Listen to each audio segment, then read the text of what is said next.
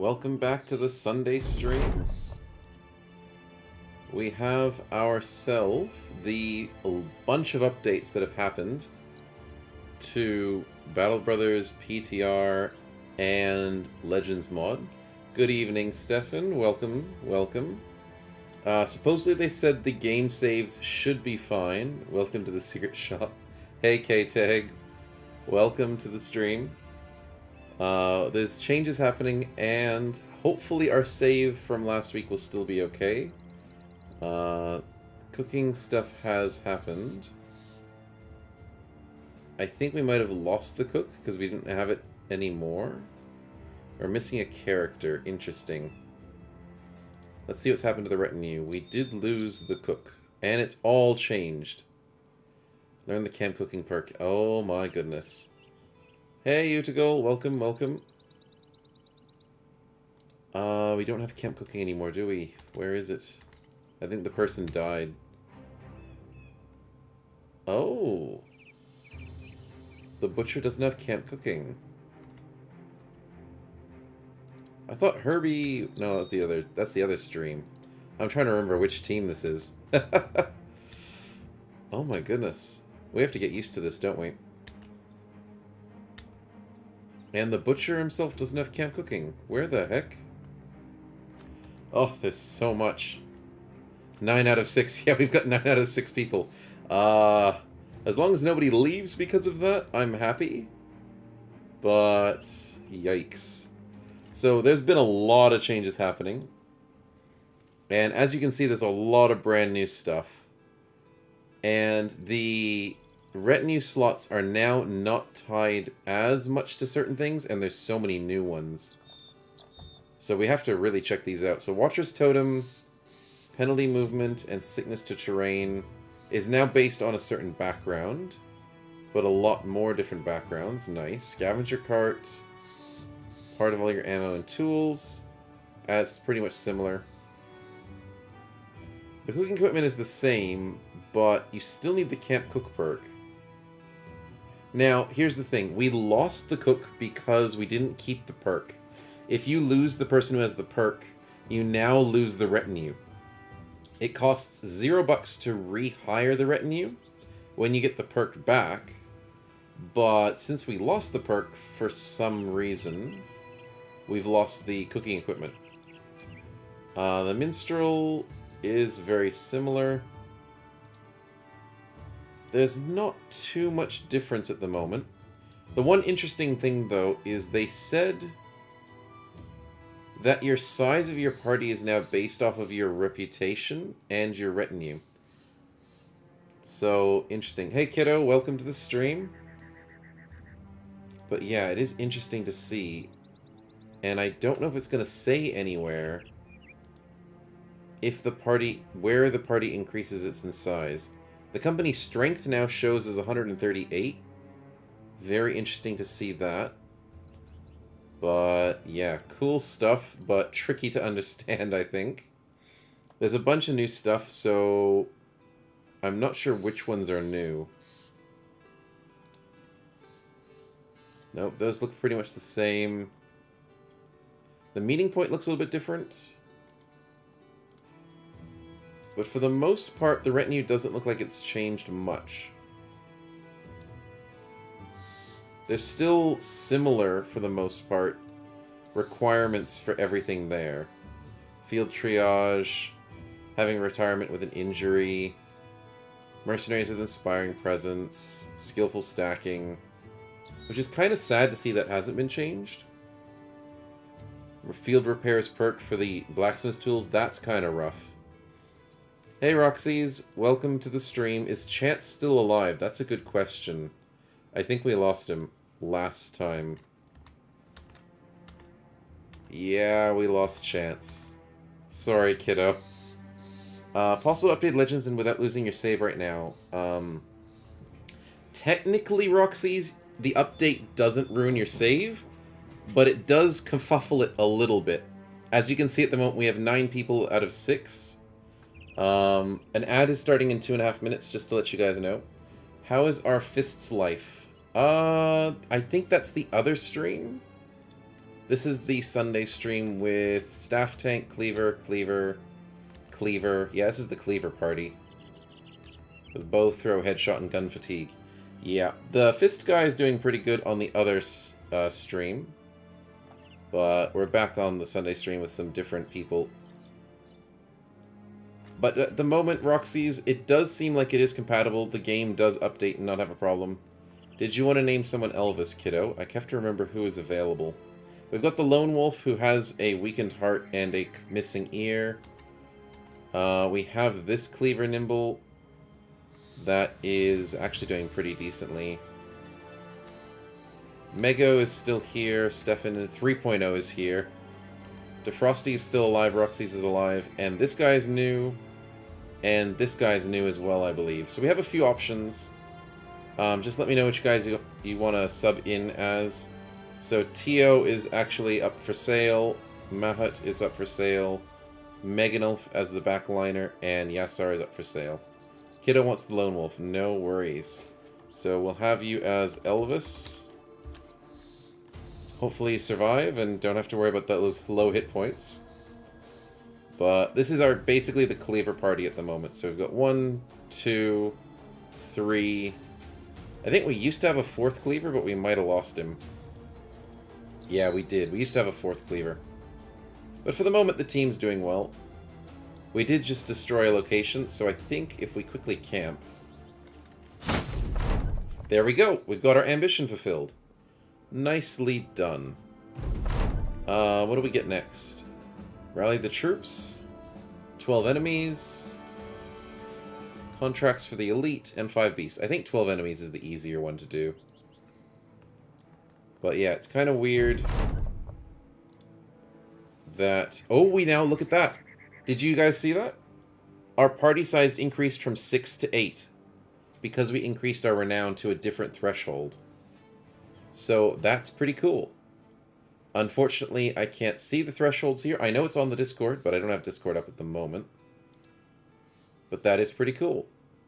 We have to work our way back up to the 9 people that we have, so we can start making sure that the team's happy again. But the ad is starting very soon, so we might go to a quick little commercial break, nice and early. So, yeah. We'll be right back soon. And for those of you guys who are subscribed, you don't get the ads, so you don't have to worry as much. And you can probably just listen to me ramble whilst the ad goes on. Still hasn't started yet, though. Twitch is a bit weird when it does that kind of stuff. I have no idea if it's actually going to do the ad. Any second now.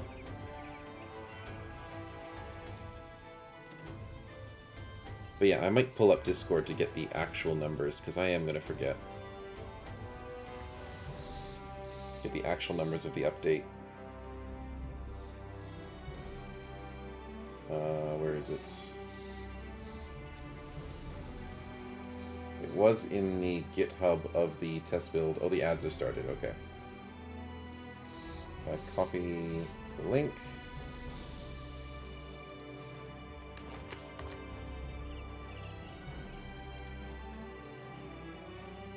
Ah, wrong link. Of course I copied the wrong link. There we go. Okay, so the reputation... Ah, I see. Interesting. So I'll put that on the screen when it comes back from the ad, so you guys can see it as well. Because there's a lot of changes.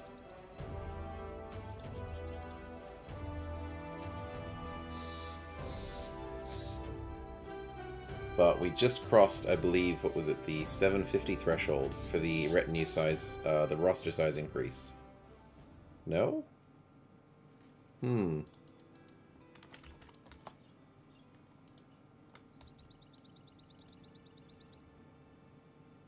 Interesting. Maybe it's not... Yeah, that is weird. That's not exactly what it said in the patch notes. So maybe it's not 100% set up. I chose not to do the most recent episode of the YouTube series with the new updates, because I think it might still need a couple little patches. Or maybe it's a problem because of switching from the upgraded to this one or that one from the previous patch.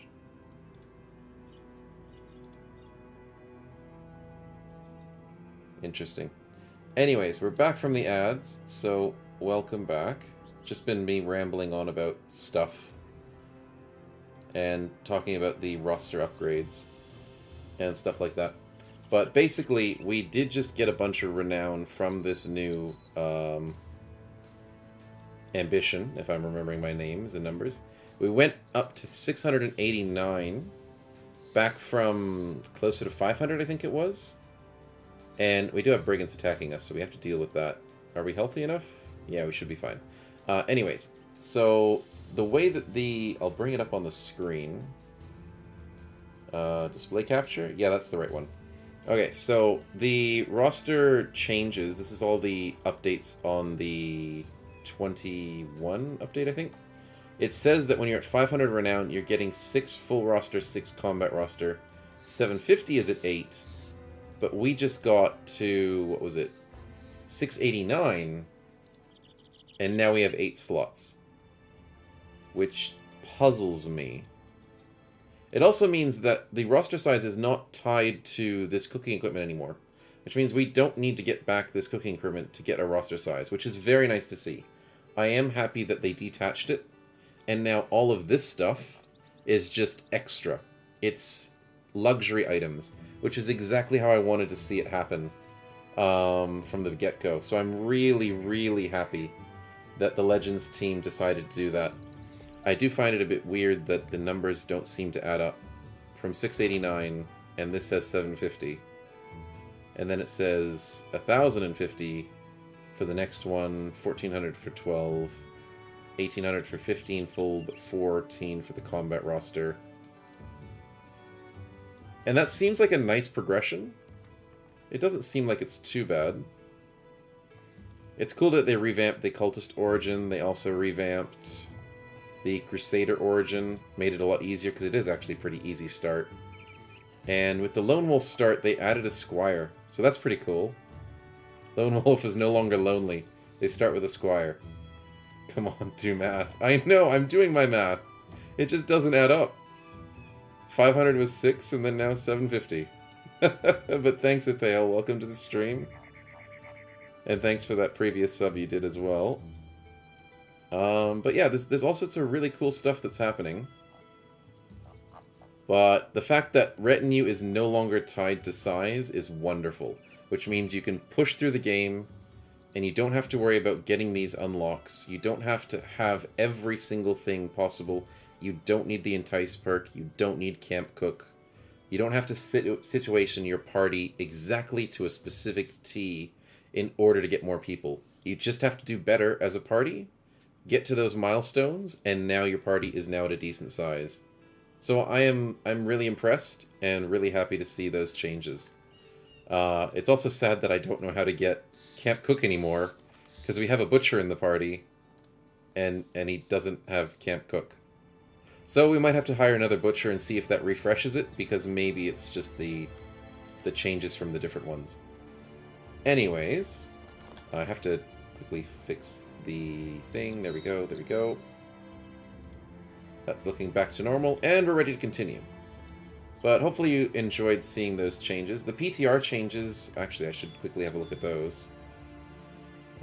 There's a few changes for the PTR system. There are updated enemy things. So now enemies have been reworked a bit in terms of their damage, in terms of their stats, and their perks. And there's just been a lot of fixes, but the main thing is some enemies have just been balanced. And we'll have to play around with that. Close Combat Archer got a little bit nerfed. And Underdog got removed on enemies, so now surrounding enemies is more important. So yeah, fun times, and do we really want to take this Brigand fight? We are looking actually very healthy. So we can take them. Maybe away from the forest, and before nightfall. Sounds good to me. Is this in the forest? No, it's not. It's just got a lot of greenery.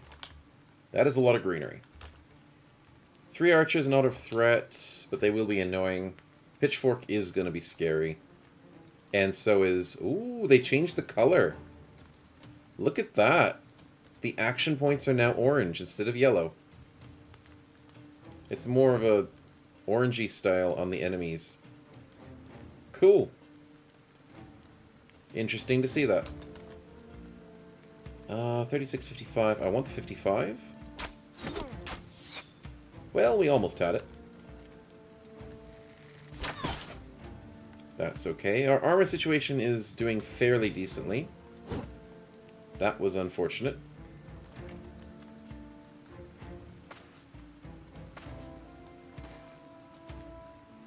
Back-to-back streams, let's go. Yes. We do have the Sunday stream right after the Saturday stream, which is really nice. Oh, yes, we can rush this guy. Look at that. 95.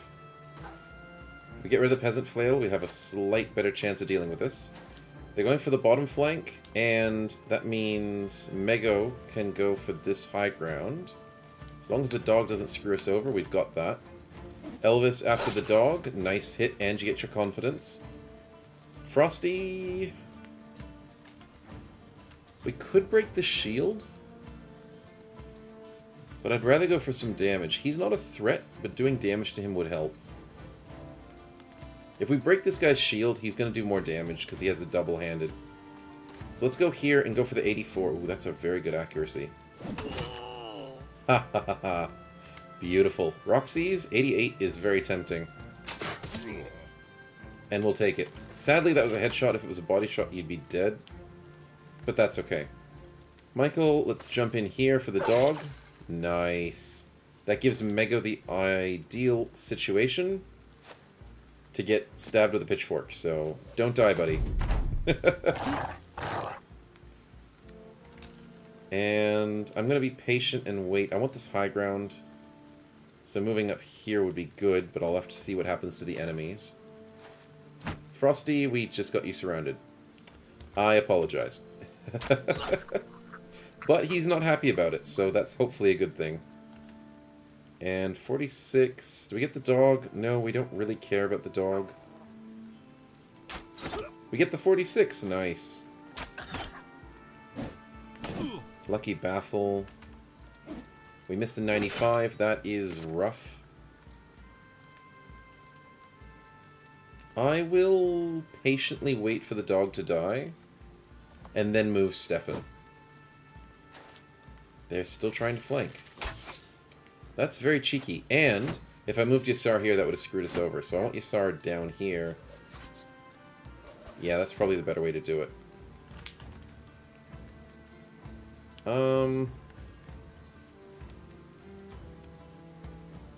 Do I think Frosty is okay?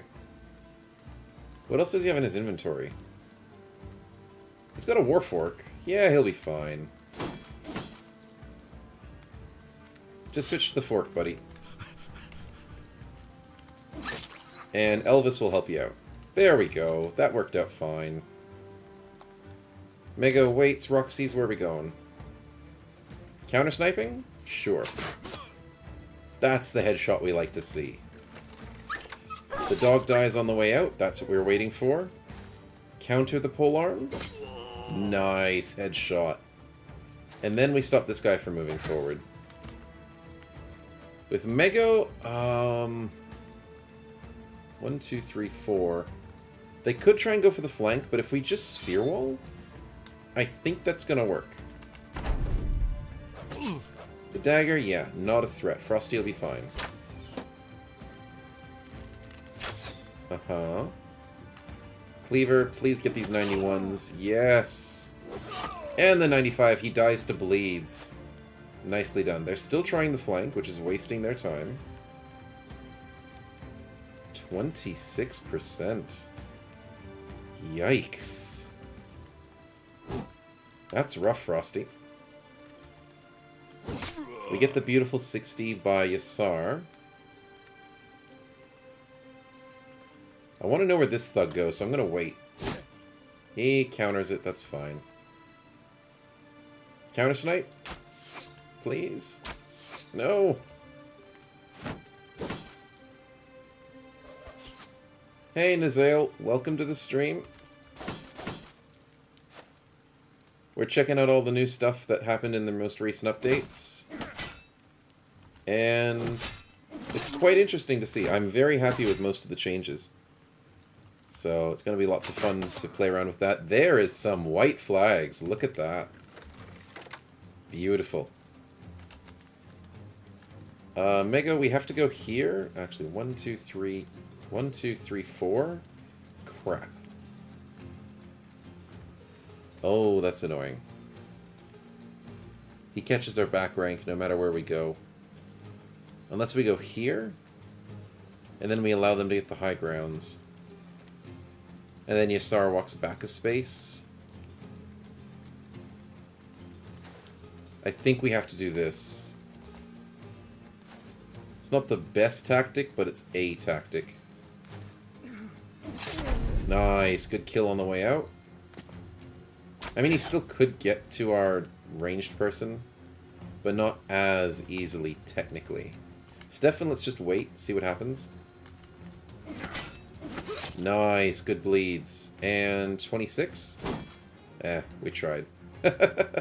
Oh, I could have switched to... Oh, he's got the white flag. I could have switched to the throwing weapons. That is a slight blunder, but sheesh, the double shield wall and strength in numbers. That is hard to break through. Yeah, you're not a threat, buddy. Yes, I saw that coming. Where does the big boy go? I'm worried about him. 71? Yeah, I'd like to see that. Nice. We are missing all of the cleavers on Michael, you poor thing.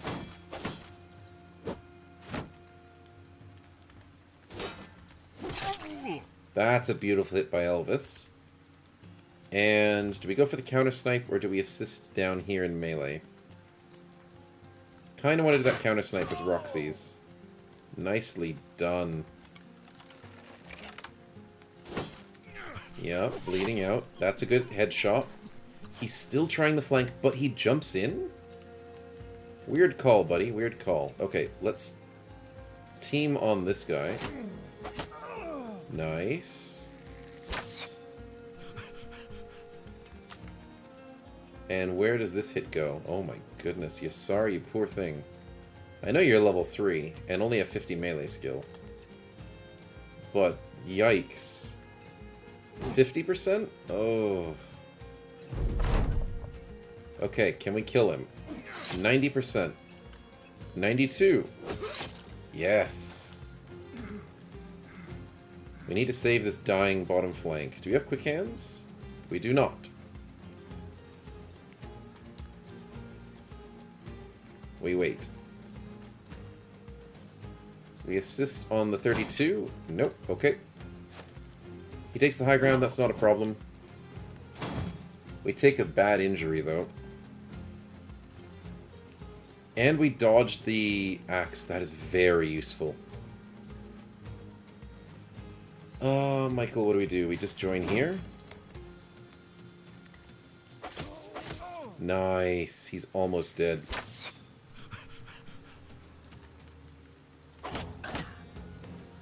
Arrows go to this guy. Nice. That's fine, that's fine. Elvis, where do we assist? Here? Sure. I know you got Lone Wolf, but you gotta join the party. Nice. That's a good damage. And a good injury. 49, it hits through. Good job, Frosty. The Cleaver party is doing good for the moment, and good job for tying up them. Please get this, Yasar. Yes! And stay safe. We could break him. Nah, we'll go for him instead. If we go here, we break them. Yes! Michael! Oh, you almost broke this guy. Whenever you walk to next to any enemy, there is a chance, and Michael almost had that chance. Can we break him now?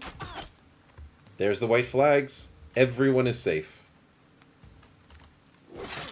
Beautifully done. Elvis doing extra damage just for fun. Why not?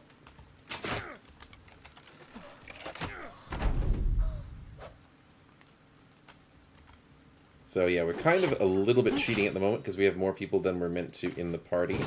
But that's because just the changes happened the way they did. But yeah, doing well. It'll be interesting to see what the next threshold is for the retinue. Not the retinue. I have to get used to not saying that anymore. It's going to be interesting. Gotta get used to the new thresholds for the renown. As I must be saying now. But it's a whole new game, basically, and I love it. Yeah, we'll run them down. They're dying up to bleeds. And Frosty gets the kill for good measure. Nicely done. As you can see, the fights are taking a little bit longer. As usual, the damage curve has been changed recently. So now, I think you guys have been known this recently. That in combat, I don't remember if I've told the Sunday stream yet. But in combat, you're doing damage on a gradient instead of, like, always rolling the right amount. So it's nice to have that slowing combat down a bit. Fractured elbow is not bad on you, Sar. You'll be fine without your elbow. You'll be fine. A few things to salvage and repair. I mean, the peasant flail is nice. Yeah, we'll keep it just in case.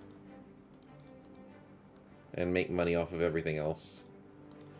We might keep the cleaver, because we keep getting a lot of cleaver bros. We have a few up there. Okay, we can get rid of some of them. Shields are all intact. That is good to see. And we weren't on a quest, but we did. Did we beat 12 enemies? I think that was 14. It was additional renown, company renown. Everyone is insanely happy. Of course we are. Noble houses. Are we getting close? We were at like 690. Then we got the bonus. Then we got the bonus again. Yeah, I think we can do it. Professional is super valuable. And look at that. Look at that. We're now at 10 people. How quick was that? We have a second slot. We're at 944, which, if I do bring up the numbers again, which I'll have to bring over here, enable that. 10 people is meant to be at 1,050. So, weirdly enough, we've got 10 people at 944. I'm not complaining. That is very nice for the party. But interesting. Interesting is all I say. But I'm loving it. It's so much nicer now when you're increasing your party size to not have to buy those retinue slots. We do want to still focus on getting them, and if I can click it correctly... There we go. What could we try and get? We could get the Watcher's Totem and the Scavenger's Cart. And now purchasing these is actually worth it for the later down the track sometimes, because if you want to repurchase it and switch between them, it costs literally nothing. As long as you still have the requirements. But let's go back to town, heal up our bros, and hopefully find ourselves some more tools and stuff, because we need to salvage. But I want to look for another butcher, because I want to see if they still have the camp cook perk. And then we can possibly get the camp cooking supplies back into the party sometime soon. Because that's what I want to see. Because that would be really nice. We do have some salvage and repair. Very nice. And that is cool how the camp has fixed that. That is very good to see. We get the entertainer perk from Michael. Thank you for celebrating and getting us some free coins. Fishmongers are technically butchers. They're just the female version. No. They're the female version of the fisherman. But I think they do have butcher perks. There's nothing else here to try out. Let's try her out and see what she's got.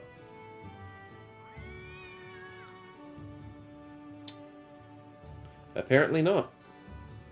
But wow, what are those stats?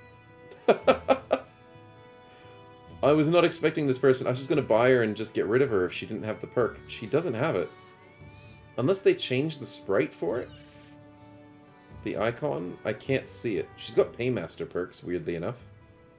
But look at those stats. Guaranteed 91? Guaranteed 31? Sheesh. With no tanking, Streamer's luck strikes again. I know, I didn't even try her out. It just happens. Just smack bang out of the blue.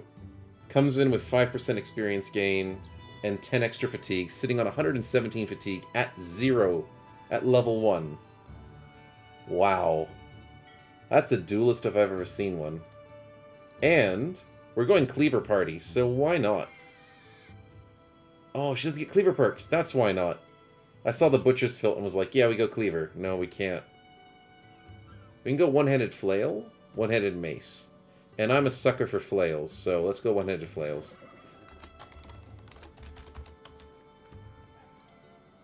Just beautiful stats, and she gets Colossus to help out with the health. She doesn't get Recover, which makes me sad. It's going to be very hard to do One-Handed without Recover. Does she get... What is her Fatigue Recovery option? I guess Perfect Fit?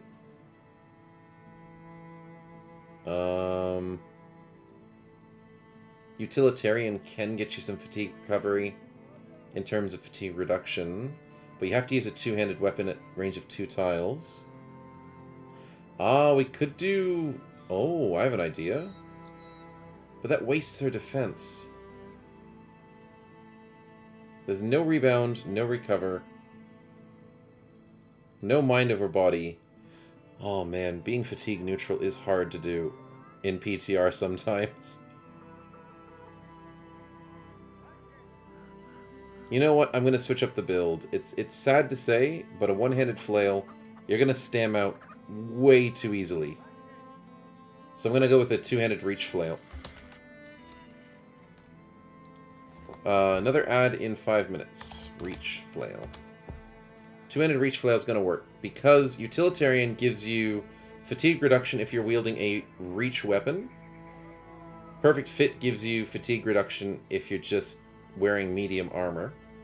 So 15 times 15 is like 80% roughly, because it's not additional, it's multiplicative, if I can say that correctly. Yeah, offhand training, none of these gives you any fatigue stuff. So reach weapon sounds like the right way to go. Yeah.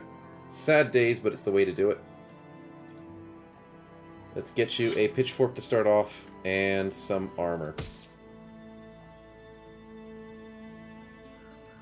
Yeah, we really don't have good armor. We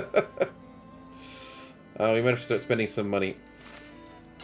That is a 25 base at least, so that is something.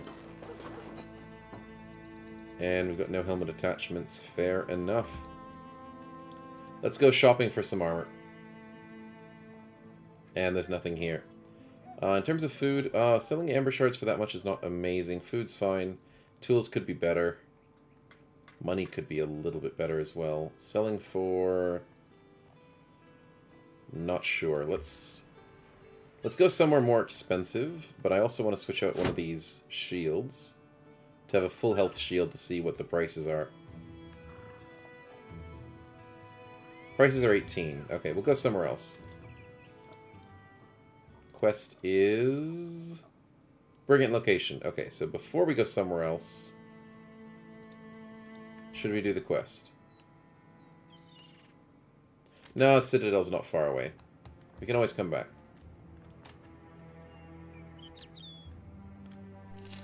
Let's get some more armor upgrades. And it does puzzle me to where we can actually... Oh, that's 331? Sure. We'll sell that here. Selling at 19? Sure. It's a nice amount of coin there.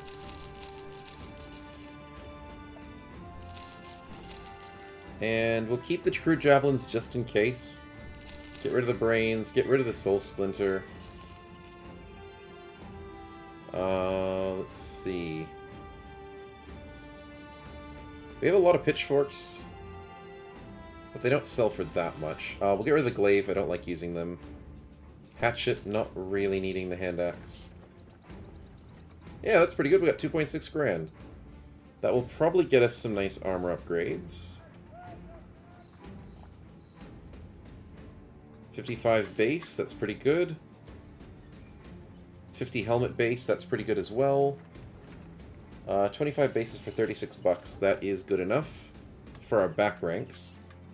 So for the front ranks, we need Stefan, we need Mego. Mega Omega to get himself a better helmet, there you go. We need some better attachments. Yeah. Let's check the armory.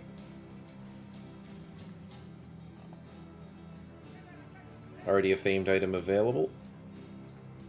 These are expensive, but 360 bucks is not bad for these. 40s and 50s. I think it's worth it. Let's grab 3 of these, which really chunks the money. But it allows us to have the front lines to be a little bit more protected. Like, Mego can get this one. That's nice. 40 gets up to 50. Gets up to 50. And that is a 40. That is a 40. Elvis could definitely use an upgrade up over there on the corner. And now we're sitting on like 150 armor, 125. That's pretty sweet. I know we have some nimble people up here, but that's not too bad. The 55 base could be assisting our brand new person. That's all that needs it. And Frosty could probably get an armor upgrade. 25, 15, 25, and a 25. Sweet. It's looking nice. Anyways, the ad is starting in any second now. So I'm just going to keep organizing the inventory until the ad starts. Whenever that happens. Some of these... Actually, a dagger wouldn't be too bad to keep on these people. Roxy's does have this peasant flail. I think I kept it so I didn't accidentally get rid of it. That would make sense. And we'll keep a peasant flail on Ada just so we don't forget. Sounds good to me. Salvage that. Salvage a bunch of these because we don't need as many.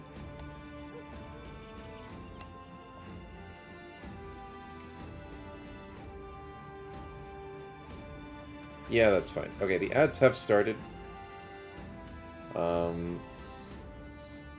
So we'll just quickly go to the AFK screen. But, yeah. Not much else to worry about with the party. We're actually doing pretty decently. And seeing as the roster size increasing is nice. Retinue slots, what do we want to spend it on?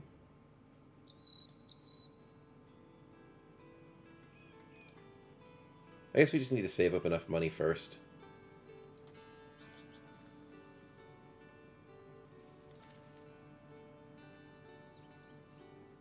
And I guess, yeah, now that they are more luxury items, I don't have to focus on them as much. It's going to be a little bit tricky to get used to it, though. Because I've now focused on Retinue so much since those updates happened. Now I have to train my brain to be like, I don't care as much anymore. To the back in the good old days, back to when it was just a luxury item. But I am keen on trying that new Cultist run. I've been itching to play Cultist in Legendary difficulty, with PTR, with everything. Definitely love the Cultist runs. The risk and reward is great. Big risk, big reward.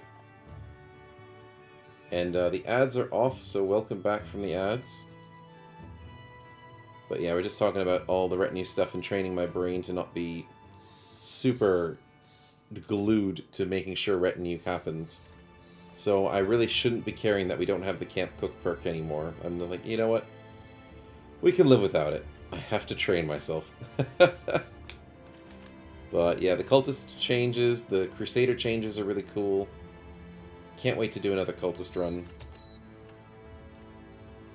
And there's a few things on my to-do list for new seasons and stuff. And we could possibly do it along stream as well if you guys really want to push for that. Because for the moment we're just trying out new stuff on stream. We're playing random backgrounds, trying to get 3 unholds in the middle of the ocean. They're probably spending their time a day at the beach. Can we fight unholds with this party?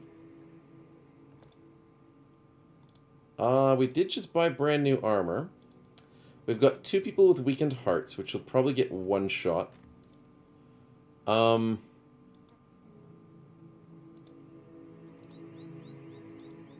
a little worried that we can't beat unholds.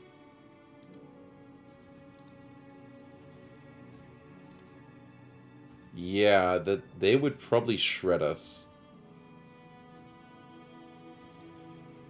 There's 3 of them as well.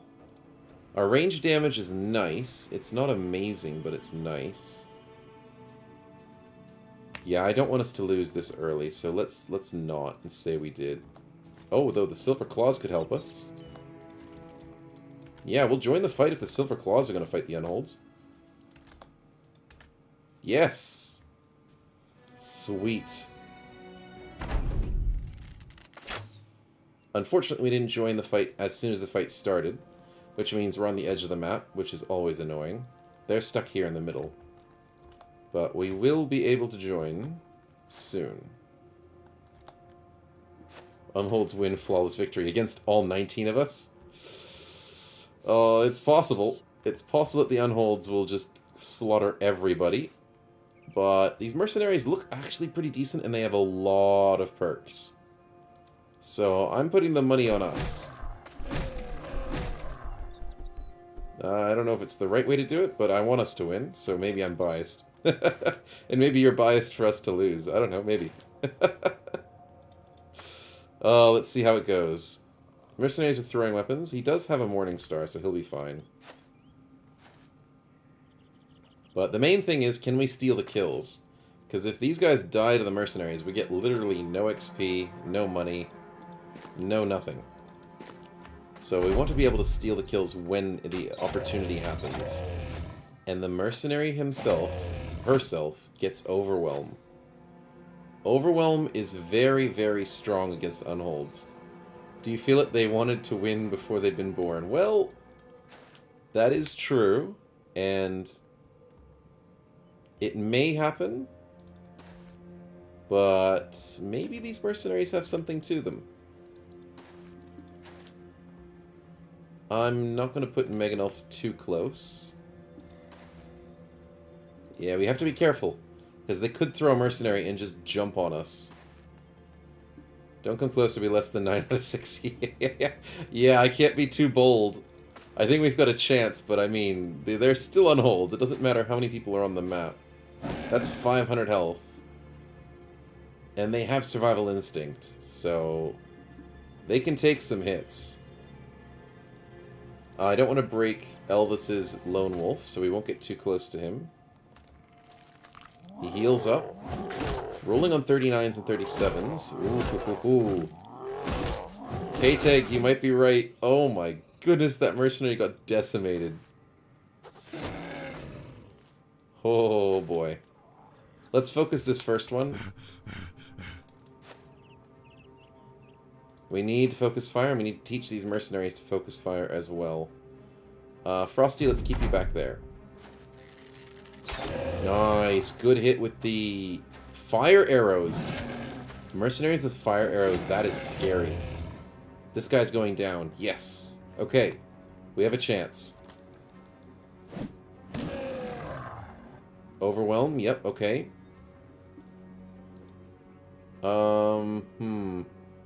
Oh yeah, hype for the cultist update. Yeah, keep that hype going. I can't wait. I might just have to do Cultist on my next playthrough because... Or for the next stream. Because, yeah, that's just big hype for that. I'm gonna wait, patiently wait for all these mercenaries to finish their turn. And hopefully steal this unhold kill.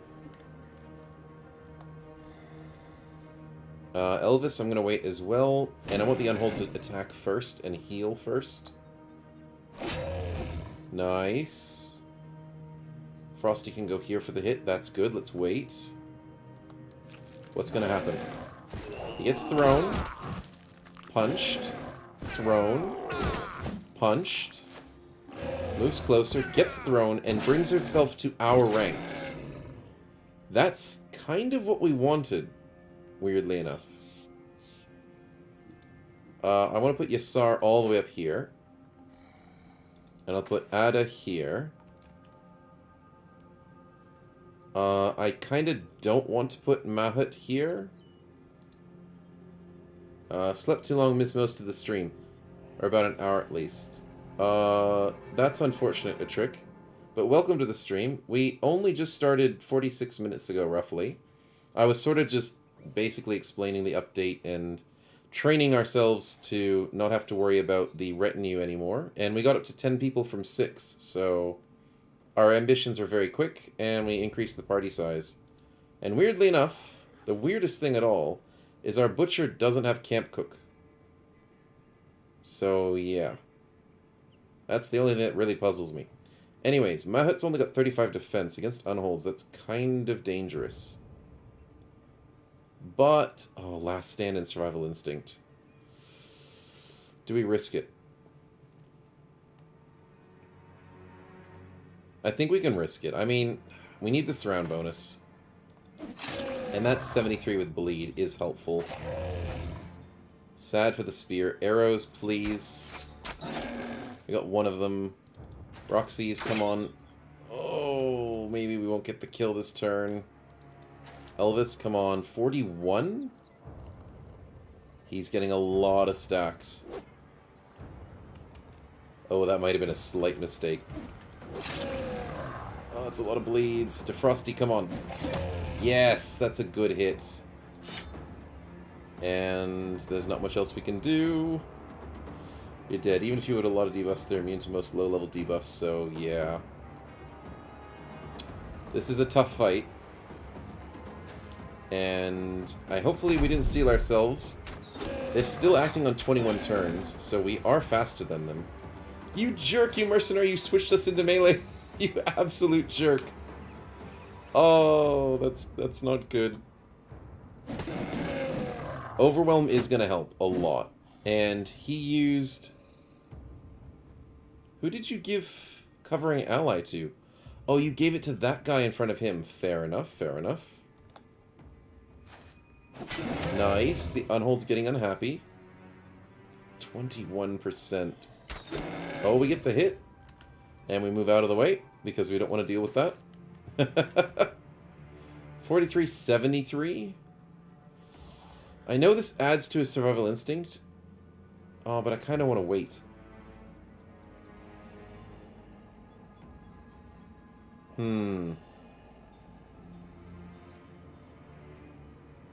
What if Cultist PDR will be broken as Cleaver's looking kind of hot with the damage changes? Yeah, that is kind of true. Cleavers are sweet, and Cultists love using Cleavers. And I saw that the Cultist changes have done something to, like, Cat o' Nine Tails to make it maybe viable. I didn't read it completely. But they've been changing and adding some new backgrounds to the Cultist start. Specifically to the Cultist Origin, there are 3 new backgrounds. So it's looking really sweet. I might have to go for this 40. And the 37. Is this going to happen? Roxy's, come on. 24. Nope. Okie dokie, let's walk back. Nope, we can't. Because we have a broken leg. Throwing weapons, come on. One more. No. Oh, we were helping with the, Oh, that doesn't help. He's got survival instinct. Having, what was that ability? Assist? It's like a polearm assist? That's actually really bad. 7%. I'm gonna wait till his turn happens. Yeah, I'm gonna wait. There's no way we're gonna get this hit. Let's hope these unholds don't one-shot us. No more paying for company size. Yes, I know, it's amazing. It's absolutely amazing. The unhold keeps us alive. Oh no, that's a confident unhold. Oh, he throws, and he punches. He could die here. Nope. Okay, that didn't work. Yassar needs to go on a different flank. Elvis, let's go... here? 45. Michael, 48. 45? Oh, so close. We've got this. We've got this unhold. Come on. Dang it. We've got a fractured hand. If you overwhelm them, they cannot attack and just toss you to the sky. Break their armor, decrease AP to 7, and continue the onslaught. Yeah, the tossing. Oh, he's so low. His last stand is getting very high. This unhold's getting wrecked. Dang it. 16%. Let's go, Yassar. He almost stole our kill. Roxy's, do it. Nope. Throwing weapons are very accurate. Frosty. Do it. Yes! The unhold dies and gives us a bone. That's sweet. There's only one left. Let's go steal the kill. K-Teg, where's your faith? Where's your faith? I mean, we possibly were going to lose this. This was a really tough fight. If this was the 3 unholds versus our team, we would get decimated. Why are unholds always not these kids? Yeah, these unholds are being very nice to us, throwing us instead. But, yeah. Let's keep it safe. Let's put Yassar up here. Mahut with his broken hand is still going to be slightly helpful. Nice. We'll come in and steal the kill. That's what we need to do. 8%. Eee. Aim shot? Oh well. 91. I don't want to get baited in, but we are close to this end. Elvis, they're going to get hit next turn, so I think we wait for the unhold to hit. Because he's going to hit them. Or he's going to throw them. Frosty, I also want you to get a good throw, because you did a good job on that last one. Oh, you didn't get it. Oh, there's a punch. And that's it. He goes for one punch. Fair enough. That's not what I expected.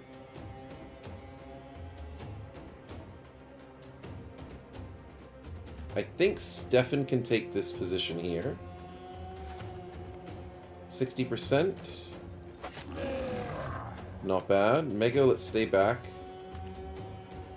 Roxy's, we could go... Let's just go here. One punch instead of massacre. Yeah. It could have been a giant massacre. And I was worried for it. Let's go here with Frosty. Let's see if he throws somebody next turn. Or if just the mercenaries get lucky enough to kill him. Which is not really what we want. Because we want to kill him. You stole my spot, buddy. Oh my goodness, he's gonna die. He's on 18 health, he's dead. Okay, well, we got 27 XP, and we got one set of bones. Can't complain. And nobody died.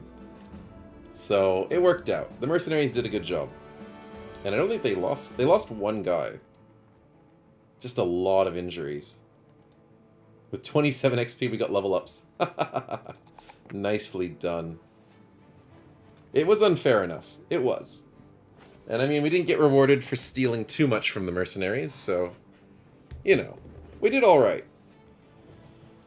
We need to stack that health, and I think we go for that resolve roll, because we can always get +3 melee skill whenever we want. Yeah, sounds good.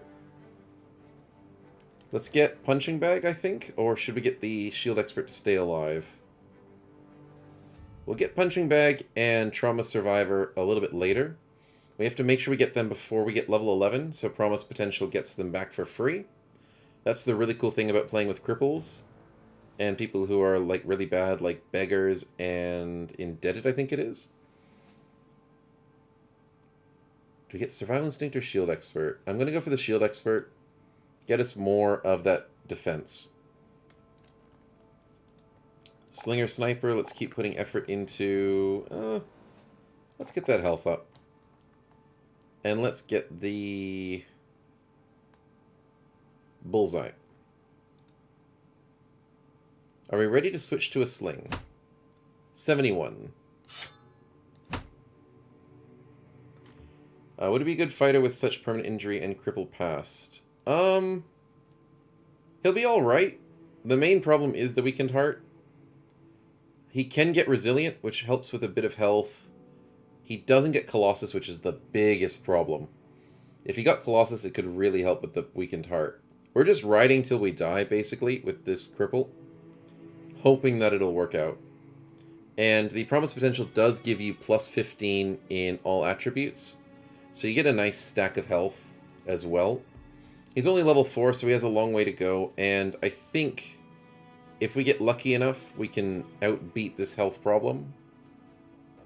But it all just really depends on some luck. In terms of doing damage, he could do it as well. But we were trying to keep him as a tank. And trying out the staff build, I think. Yeah, we'll see how it works. But Yasar could probably go ranged at the moment, because 71 isn't too bad. Yeah. Okay, let's keep, We're still going for this location, though. Can we fix our injuries first? That would be nice. Not bad.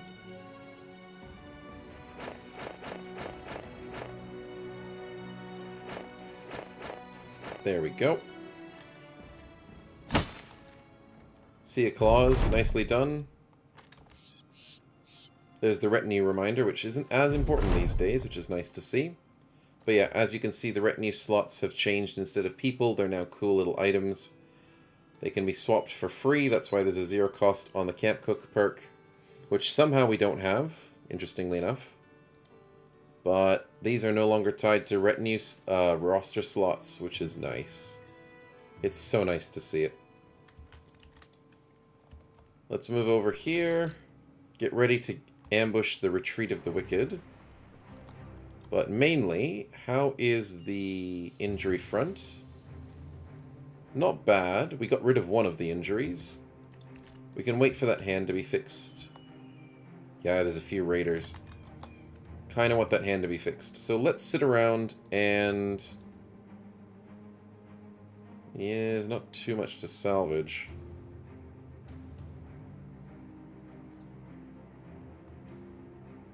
Yeah. Well, we can still salvage something.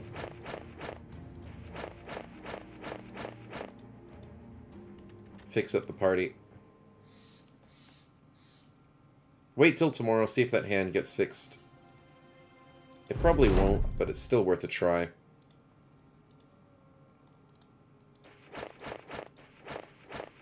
If it doesn't get fixed, we might as well just take the quest and take the fight.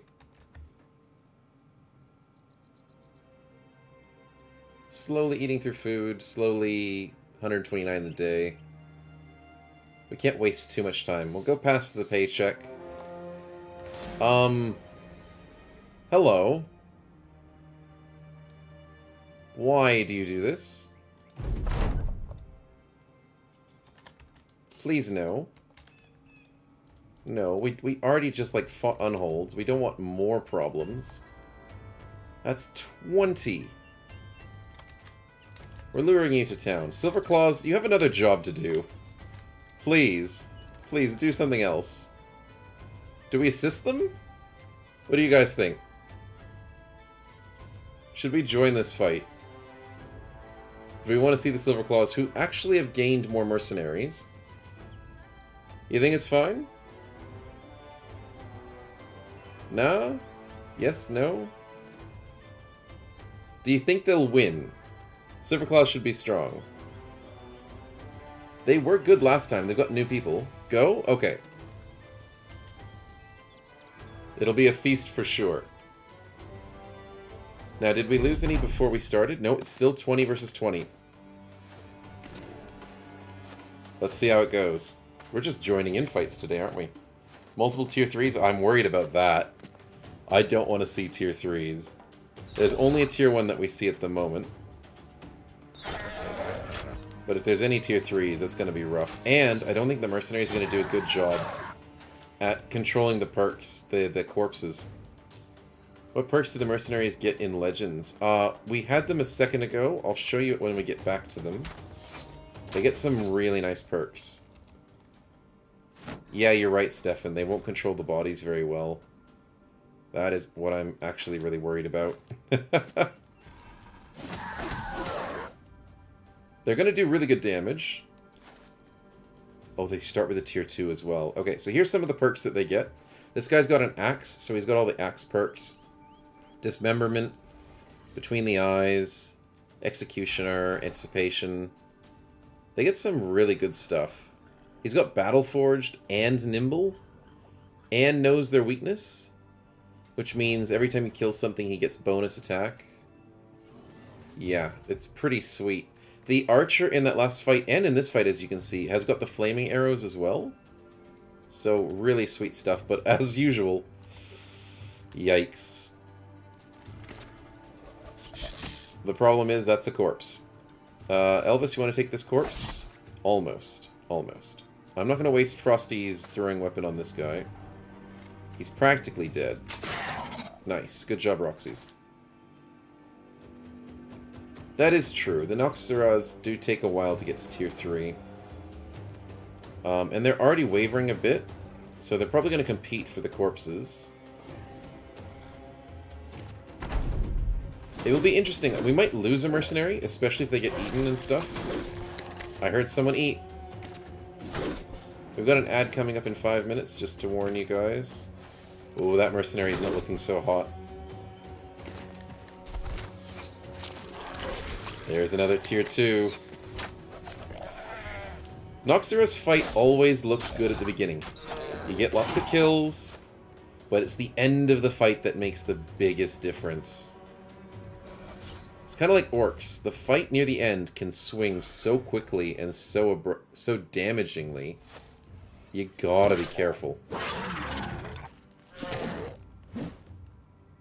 And I love how that fight is just designed.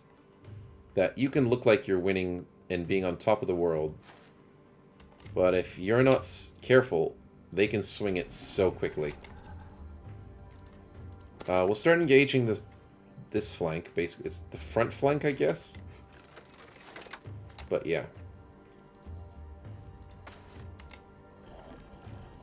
Elvis, let's go for that top. Michael, let's jump into...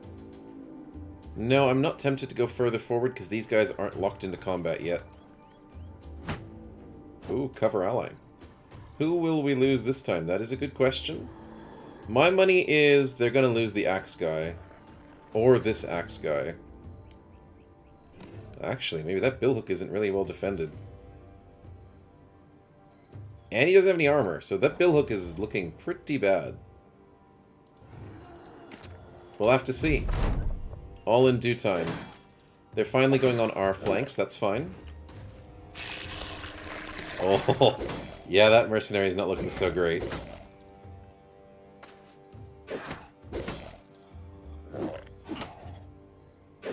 Oh, crap.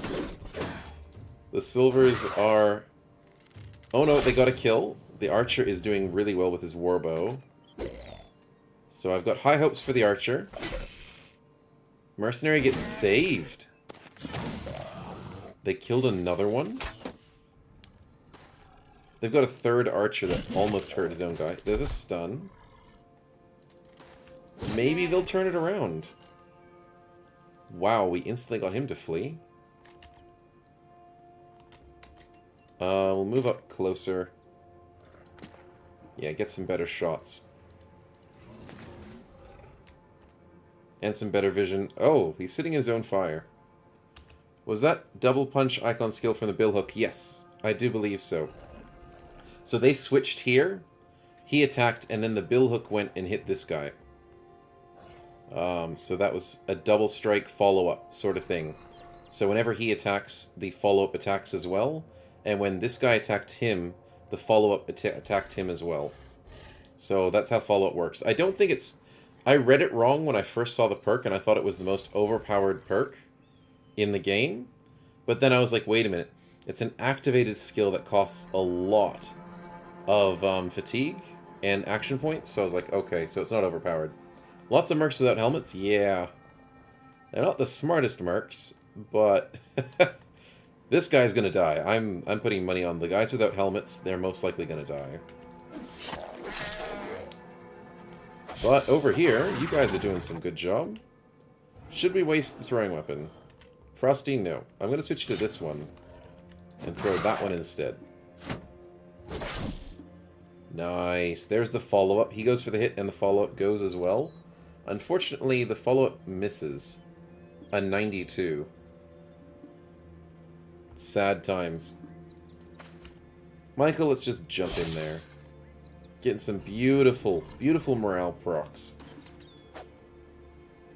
Elvis, you can 1v1 this guy easy. Oh, that's a headshot and a kill. A big one is fleeing. You know what? Maybe we won't lose a merc. This one is looking real bad, though. And so is that one. Another fire proc. The mercs do have some good CC. There's the stun, there's the follow-ups, there's the archers are doing work. Sheesh. They literally just saved all their melee people. Because their polearms are doing great and their archers are doing great. I'd be worried to fight these mercs on our terms. I do want to steal this kill, though. Nice. And I kind of want to steal this kill as well. Come on, we want to steal it.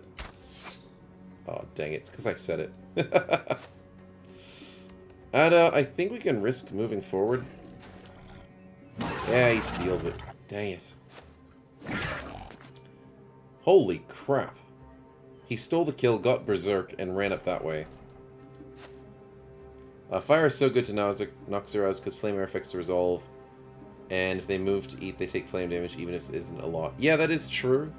I'm finding that fire arrows are just good against almost everything. And the morale trigger, sadly it got nerfed, so it's not a 20% reduction. But it's still a good reduction. If you get like Fearsome and Fire Arrow, that would be sweet. Roxy, sadly, has been so slow to join this fight. Elvis, headshot, let's do it.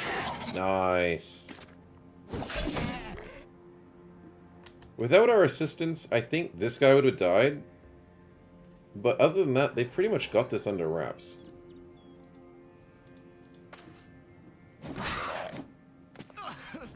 He stands in the fire. It's over. We're not going to steal a kill, are we? No, the mercenaries are faster than us. So we'll just say it's over. And we got pitiful loot. But a little bit of XP and a fun fight. The ads... Oh my goodness, I forgot the ads were just on there. Apologies for the ad people, I didn't realize it started. Basically, we just let the fight end because we weren't going to get any more kills. The mercenaries did a very good job of surviving that and keeping alive. They didn't lose a single person, so we were hoping it would be a little bit more interesting. But the Silver Claw gets stronger and do better. Nicely done. Let's go for this fortification. And we'll do it during the day? Yeah, we have a decent amount of ranged people. Let's do it during the day.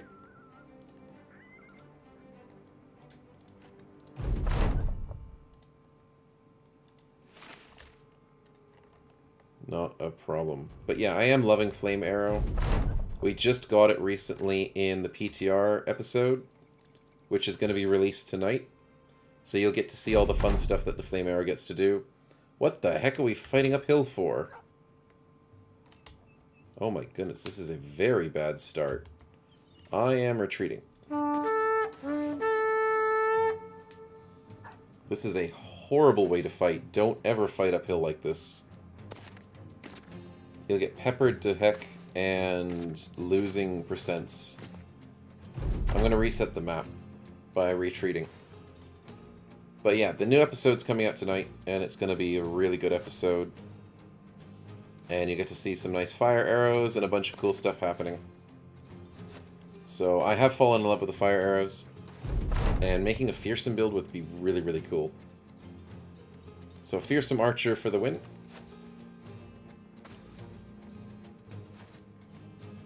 And against, like, big things, yeah, just having them sit in fire forever. It sadly doesn't do too much damage, but it's cool. Let's go again. That's a little bit better. We actually don't have to climb up as much. Fearsome Dagger is the only dagger build I've ever been able to pull off. Yeah, Fearsome Daggers are pretty good. Being able to constantly proc the morale. Crippling Dagger's pretty good. When they start to flee, you can puncture. Oh, yeah, with the new fleeing stuff? Yeah, definitely. Definitely can puncture for 95 when they flee. So, I do want to do more dagger builds. Is that viable? I don't think the dog's going to rush us, so I think we have to take that spot. And that spot. Yeah, they're not going to rush us. They're just going to try and snipe us. I have found it difficult to do dagger builds because the game's not designed to have dagger builds, so I eventually want to do another good one. I haven't done one in a while. Yeah, they're not meant to be good, so making a good dagger build is a lot of effort. Yeah, just as I said it, yeah. There's a slight delay with the chat and with what I'm saying, so I apologize if I do say things at the wrong time. But that was a good timing for that.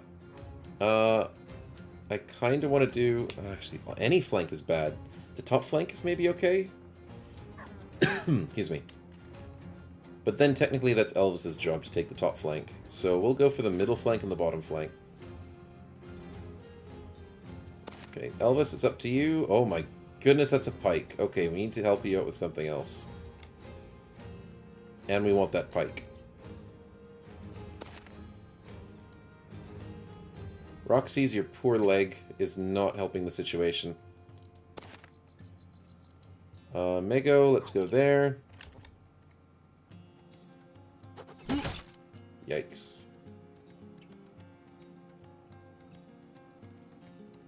And our brand new person, not bad.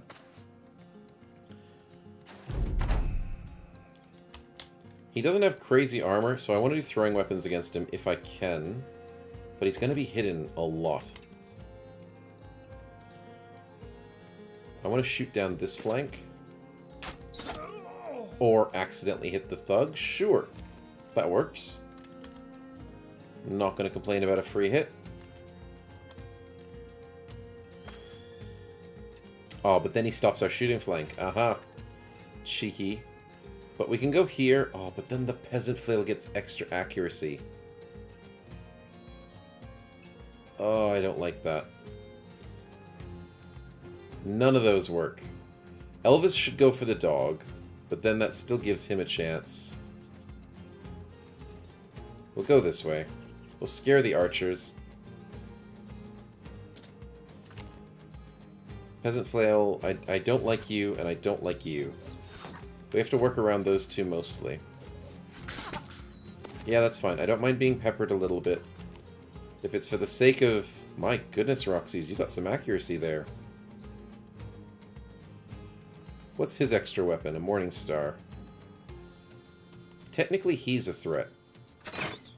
Aww. Unfortunate.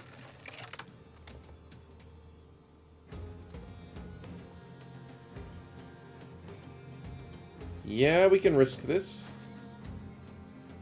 And we can risk... Oh, no, I just realized. We're using the wrong throwing weapon because it'll break the shield. We got a 95%. That's a good hit. Elvis! The pike is free! Go get him. Michael, this is risky, but I think you having yourself in the ditch is a good play. Yeah, you'll be fine. Don't worry about it. He's only a little bit scary. Elvis, let's do this. Let's get that pike. Mega, let's go... Let's stay where you are. We want to bring these guys forward. Let's wait. Let's wait and see what happens. Yep, they come down here. The dog comes forward. That's fine. We kind of need to kill the dog, though. Okay. He misses the 5%. Nicely done, Elvis. The thug gets opened up. Okay, the dog gets hit. 38% is a bit rough. Unfortunately, that is a miss. That's fine. Michael, don't break on me. Let's go this way with Stefan. Nice, good cleavers, good cleavers. Oh, of course he gets the lucky hit. If we go forward, we get this 91. Nice. We wanted a headshot, sadly.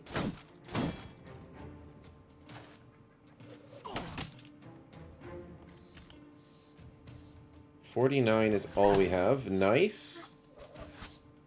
Good job. That frees up the archer to shoot. That's why we really had to kill that dog. And that peasant flail destroying us. That is rough. Beautiful headshot by Roxy's. Nice bleed. How do we deal with poor Michael dying? There's not much we can do. I think we have to go here into here. Oh. Oh, what did he hit us with? A 30%. Does Michael have what I think he has? He does have Sanguinary. And he doesn't have Shield Wall for the stats. We need to bleed, and we didn't get the bleed. We need the counter snipe. It wasn't enough. No, no, no, no. This is bad. We're gonna lose Michael here. He's in the ditch. Oh, he's still alive. Does he have 9 lives? He does not. Oh, crap.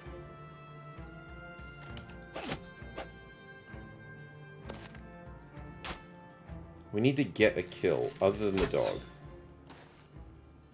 We're dealing with this guy, which is very helpful, but it's not enough. Come on! Throwing axe. Throwing, please. One more. Headshot. Yep. It wasn't enough. It just wasn't enough. Oh boy. We tried.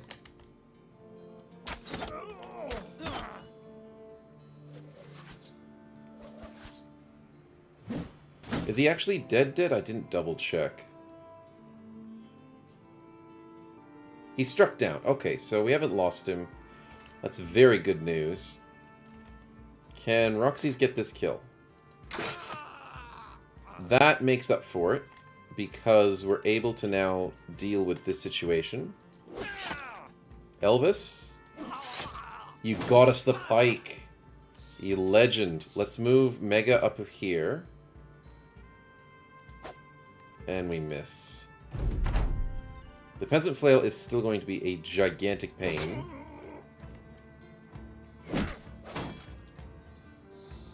Maybe Legends will add some enemies with not full armor injured at the beginning of the battle, so you'll be able to flee, come back to finish yours or someone else's unfinished thugs. That would be interesting. That would be a very interesting combat, K-Tig. Very, very just concept. Because, like that recent fight that we had with the mercenaries, not all of them came out of that unscathed, especially with the unholds. So, if they were to have to survive and slowly heal up like our party does, they wouldn't be able to jump into that fight again with the Noxuras. That would be interesting. I think it would be a lot harder to, like, mod. Because then now every fight has to remember what armors they're having, what weapons they're having, how healthy they are. Beautiful kills, guys, though, whilst I'm discussing stuff. Yeah, that would be tricky for it to keep track of. Because it's like how you defend caravans, and every single time you do a new fight with your caravan that you're defending, there's a new guy defending it. Or like with your noble armies, there's always a new different person in it. It refreshes the fight. So there's new armor, new weapons, new helmets. Which is kind of weird when you think about it. But it makes the game a lot easier for the coding side of it. Nice. Nice! Yes, we hit the thug that we care about. You're the threat. And you're just rolling out the damage with that peasant flail. But yeah, that is an interesting concept, I must say. Can we get some throwing weapons in this? 2 spaces. Get him. Nice job, Frosty. Elvis on the back flank. And this should be a wrap. It improves immersion, but I prefer if they fix magic first. That is true. I've heard that they are working very hard on magic. So I can't wait till it's fixed. I have no idea on an ETA, but I hope it's soon. Not exactly when you left them, but by RNG who's damaged, like they healed others faster to face new dangers with higher chance. Yeah, I can see what you mean, like how your party can heal up. Their party should be able to heal up. So yeah, not exactly as you left them, but at least some sort of hit to them so they can't constantly fight every single thing. Roxy's beautiful snipe, man. Beautiful. Yeah, we tried. Some free damage there. There's a cleave from Elvis. Beautifully done. Frosty, what do we have? We have a pitchfork. Ah, we can't use it. We get the surround and it's there. The problem is the game is so hard-coded, so there's a lot of limitations on it. That's unfortunate. But I can understand it. It's not meant to be the gigantic complex game that the modders have done to it. So the fact that the modders are able to do so much to it already is quite the feat in itself. Nice, good fight. Michael, what'd you get? You're missing a hand. That's pretty bad. You're turning into a cleaver nimble anyways, but yikes. Missing a hand is one of the worst injuries. Really limits your options. We get throwing axes. That is nice. And we get the pike. That's amazing. 168 bucks. Yeah, this is fine. This is fine. There's nothing wrong. Missing a hand is... Oh, we've had it happen before in a season. Sheesh. We won't be able to get benefits from Duelist now. That's the only real problem. Is that you can't get Duelist. Because you're missing a hand. Because your offhand isn't technically free. It is technically free. It's just left on the ground. They fixed magic staffs today. They did. They definitely did. I haven't seen it, but I read the patch notes, and I haven't played with it yet. But I am keen to see what they've done. We do have a lot of work ahead of us to heal the party up, but congrats on the levels that we do have. Frosty with the... Yeah, let's go for some health. Gun fatigue. We did need to get your fatigue as high as possible, but we do need some health. So I'm not adverse to getting you some of that. Ada, what did we get? The reach flail, which means, sadly, we are ditching your defense because you have no recovery whatsoever. It's just sad to see we're wasting 31 defense. But there's nothing we can do about it. No cleaver perks. There's just nothing. I'm really trying to find a way, but I can't see it. Yeah. Okay, so we're giving up on that, and we're going for Reach Flail, which just needs a bit of health. And, ooh, wait, do you have Fearsome? Ooh, we could totally do a Fearsome. We don't have the craziest amount of resolve, but it's something.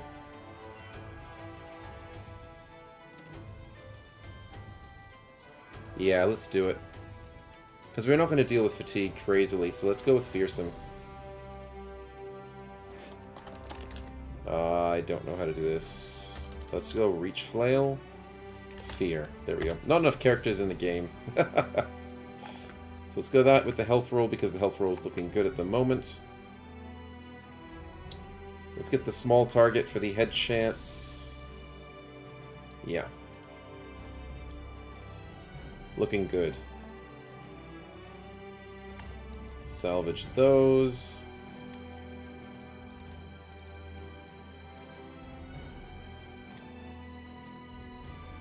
The pike is a welcomed upgrade. Unfortunately, we don't really have anyone to use it just yet. I guess Ada is the right person for the job. So we will add you to the team. We just don't have many frontliners. Probably do it like that. Yeah, that'll be fine. Let's go get paid and not get any more random monsters that want to fight us. Because this seems like a very dangerous spot. Nice. No new quests. The town likes us a bit, so food is a little bit cheaper. Yeah, we can afford these. Nicely done. Tools are still horrible. Interesting. Let's go wandering to another place for quests. Interesting. 2 nomad leaders. 7 nomads with a leader, an archer, a slinger, an outlaw, and a couple cutthroats. That's scary, both of those fights. If we were full health, I'd love to take the leader fight. We are not full health.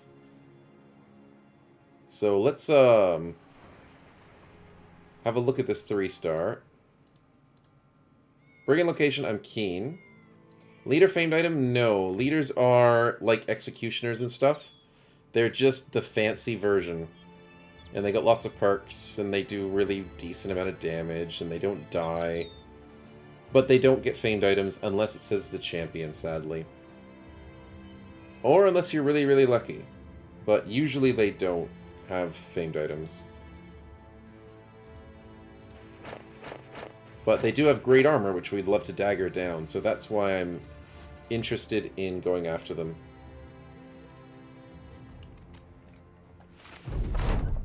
Paid work, you say? Yes, I know there's paid work here. We just saw it.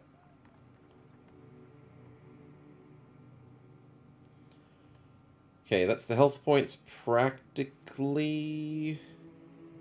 There we go. How's the injuries? Ribs and a missing hand is tricky to deal with. Can't use the Golden Dag for our situation. Michael, we can get some money from jumping back in here. Yes, we can. Nicely done. Let's keep you... Oh my goodness, now we're going to struggle for defenses. Because Michael's on 14 now. Crap. So we'll switch you in the middle there. Oh boy. We need to buy some more frontliners.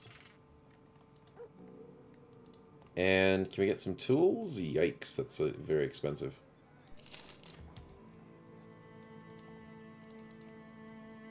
Other than having horrible fatigue... Gray's neck's not the worst thing in the world to deal with. Let's go chasing after those nomads. I'm slightly interested in fighting them.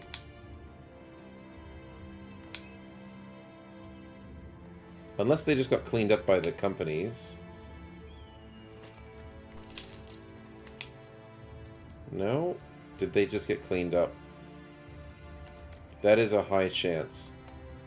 Because this place is patrolled quite well. Ah, we lost the opportunity. They could have also just lost themselves to fighting a caravan. Because where the game calculates it, they could just completely decimate them if it was a supply caravan. 17 is a little bit expensive for our team. We might lose someone if we take that fight. We also need some more tools, so can we do a bit of salvage?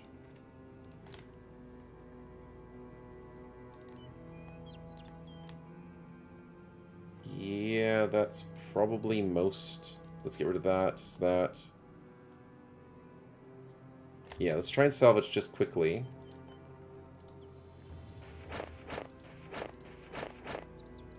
Eight hours is not quickly. 5 is a little bit better.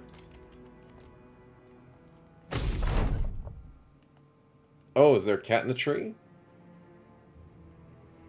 There is. Let's try and knock it out. We accidentally killed it, and there's something for them to eat. I love this event. It's the funniest event. Oh, can you please save our cat? Oh, look, we get something to eat now. And it's like, wait, what? But you always get like a permanent range skill, so it's very nice to have that.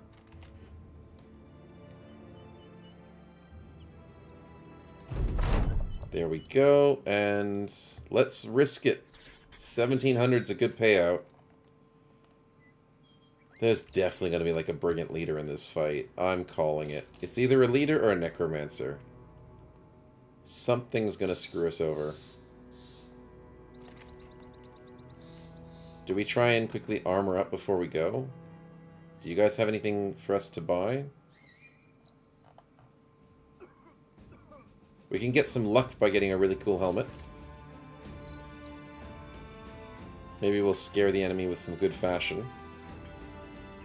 And as a nice little cheap helmet upgrade. We mainly need attachments more than we need the base stuff. So that's what we're really hunting for. That's a pretty cool 5%. Very expensive. There's an ad starting in 5 minutes, just to let you guys know. We need tier 1s. But it's 552, which is a really good one. But that's a lot of money. And if we lose the fight, we're spending a lot of money.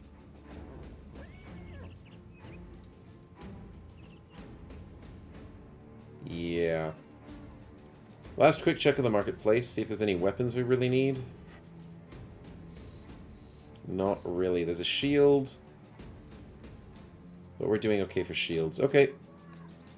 Let's wing it, and hopefully it works with the cool new helmet. I guess Elvis is our poster boy at the moment. There you go. Let's hope that that scares them off as our lone wolf walks around with a scary helmet, and then Michael can have that one. I think that's about the best we can do, except we do have a leather goblin helm, which I forgot. 155. We technically need more armor on Stefan. So let's fix your helmet there. Nice helmet armor. And you could use a better base helmet as well. Sitting on 85 is a little bit better to look at. Okay, the front line's not looking too bad.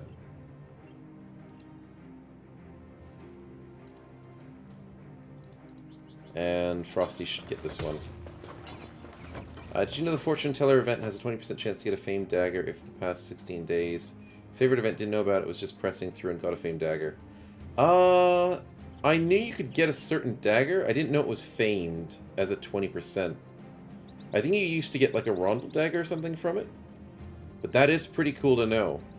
The Witch Hunter event, also the Witch Burning event at the stake, if you rescue them.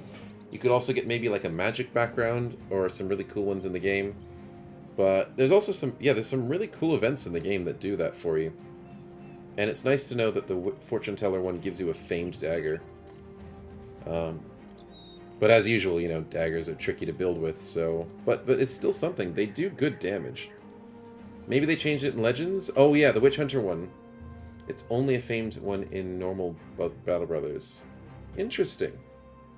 Maybe it is only 20% in Legends. Not sure. But that does sound pretty cool. I don't get the Fortune Teller event very often at all.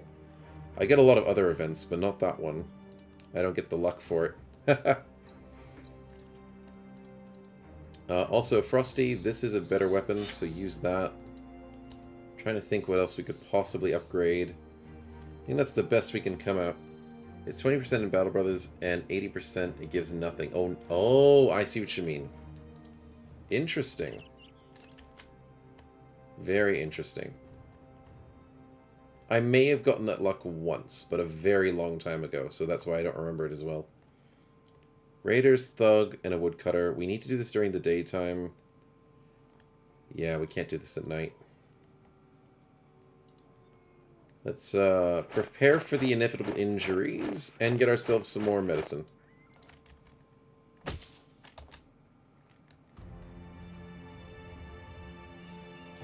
That's looking a little bit better.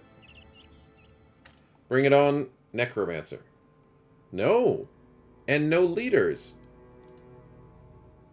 Huh. Well, I was wrong. Oh dear, but we are fighting uphill. Against 18 enemies. Do we retreat to get a better position? Or do we just go across this way and have Elvis take them? Oh wow, that's a double jump? Elvis is kind of stuck. Yeah, RNG for these maps is looking a bit fishy. Oh, and RNG's acting kind. Yeah, I know what you mean. We're not getting any crazy enemy fights. But the RNG for the maps are against us, so that's weird. The maps usually aren't against me.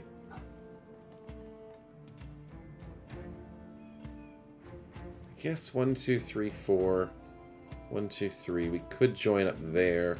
Technically have a one-on-one. We could push through. Oh, the ad is starting in the next handful of seconds. So grab yourself a snack or drink. We'll quickly go to an ad break. I'll grab myself a drink as well, and we'll be back.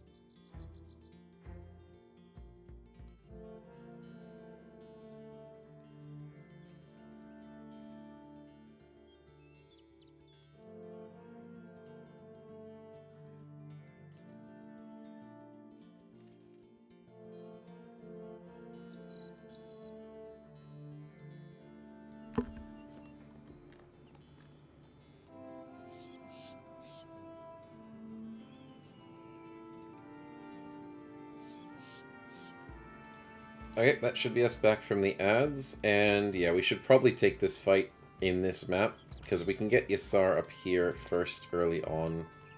We can keep ourselves safe for the most part. Is that the right angle? I think that is. And they're going to get a couple shots early on. Oh, especially against Michael. They're going to pick on him for good.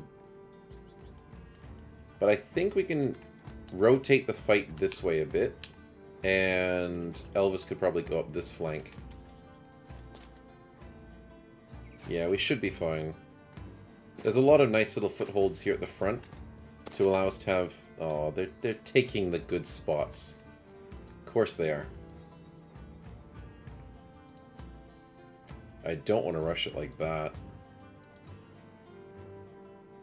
I'll go here.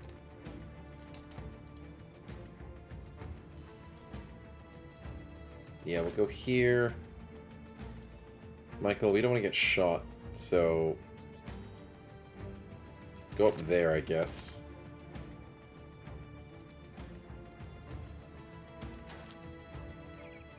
Uh-huh, we can't see anything because the map does that all the time. Roxy's, you have a problem with climbing and doing anything with feet. Mega, let's go there. Okay, that's looking pretty good. Just depends on how many high grounds they're going to have against us. There's a decent amount of archers, as usual. They're mostly spaced out, the enemies, which is nice to see. Elvis sitting here is not the worst thing in the world, but I am worried about the flail guy having extra accuracy. But we have extra accuracy too. Look at that. 75%. Beautiful! I want to go closer. Yeah, 59. You know what? It's looking good. We can do an epic ranged battle, even though we'll probably lose that if we take too much time. So we won't spend too much time doing a ranged fight. But Stefan, that's going to be very costly. Let's wait. Oh, I miss having Pathfinder. Pathfinder is so useful. Oh, he ran away. Oh, that means we can take that high ground, can we? We want to take that high ground and that high ground when we can. Ooh. Roxy's. Do it to him. Beautiful. And first blood. Love to see it. Elvis... Yeah, we could trigger this. You'd have 3 people on you, which is really rough. A sword, a flail.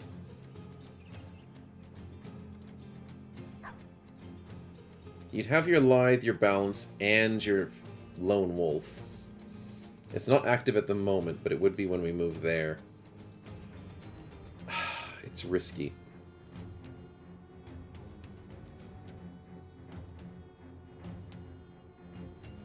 Let's just wait.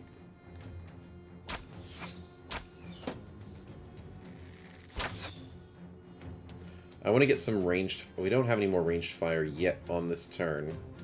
But I want to get some ranged fire on this top guy. Mega, you don't have the best HP, so I want someone else to rush up the front line. Let's put Ada over here. We've got to do this right, or else they're going to have some really nice free hits on us. Stefan 3.0, where are we going? You have Survival Instinct.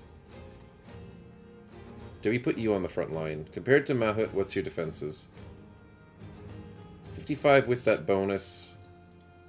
35. Yep, you're up front. Do it. And Mahut can go... Oh, but that baits them into taking that high ground. Or, if possible, Mega can take that. Michael goes here, baits the Brigand Raider to come down this spot. Possibly.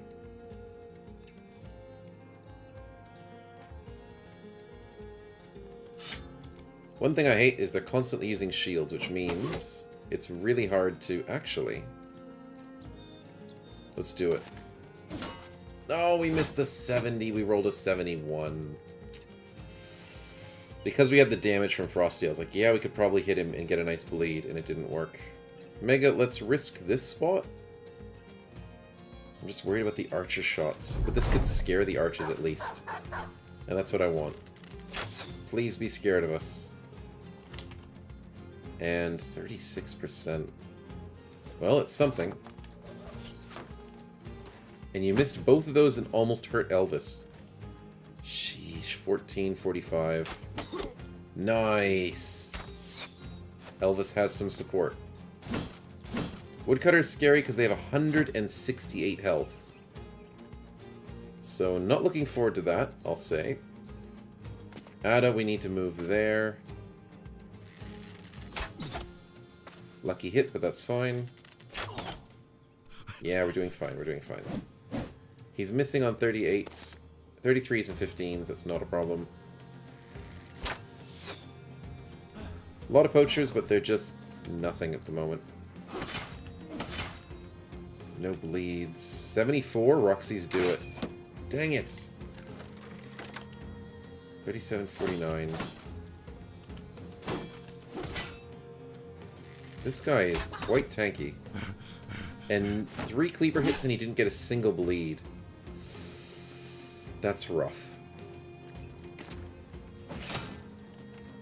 So is that. We get the bleed. We get the second bleed and he's not dead.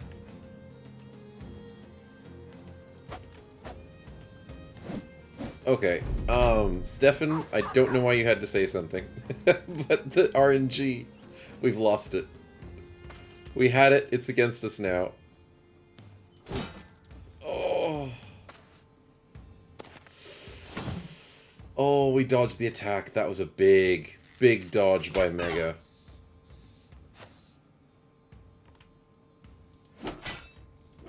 Still no bleeds. That's 2 more hits with cleavers.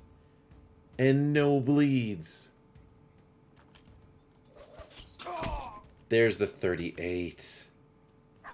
Why is that a 34? He is dodgy. We'll go for the 47.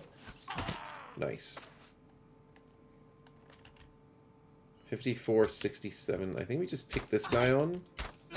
Nice. And then get somebody to assist here. Even though nobody can. We finally get a bleed. But I don't know if it's enough.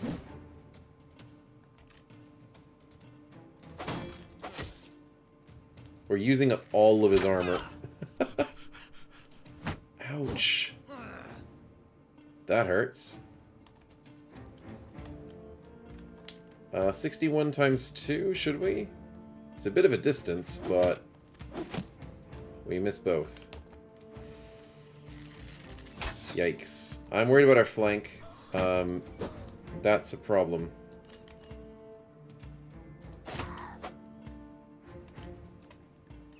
This raider is going to be a problem. But reducing his initiative and getting a headshot. That helps. That definitely helps. Elvis is completely exhausted and sadly now is exploitable opening against that thug. Okay, let's see if our initiative works. The dog chases us. 42, please get this. Oh. No freaking way. I forgot that they have split shield.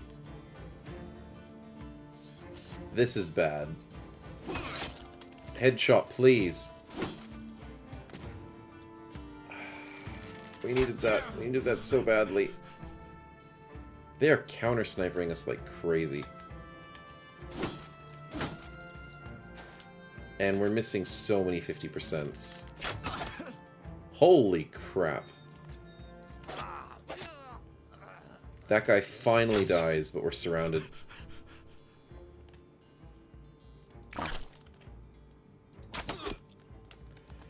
That's a good hit, at least. Yassar is practically dead. He's got 4 injuries. But we need his damage. We have to go for damage still. Can't do anything else, though. Throwing weapons, please. Frosty, why? Why? Roxy's is the only savior at the moment. And he misses. Okay, so the RNG has decided to just screw us completely. Elvis has missed a lot. And as I say it, it happened again. AI split shield is super annoying. Yeah. That's just Wow, that changed real quick. Yep, I saw that happening. I mean, he was up ground. Can't believe he had a 76 on that. Last chance for Ada to save the team. Nice, 38. There's maybe a chance to bring this back. Like, maybe. We ignore that guy and assist here. Get the 81. Oh. Really? 92. Okay, at least 90s are possible in this game. Formidable approach.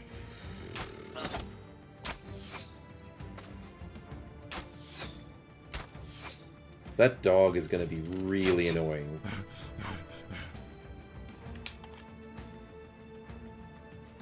Elvis, I think we have to ditch.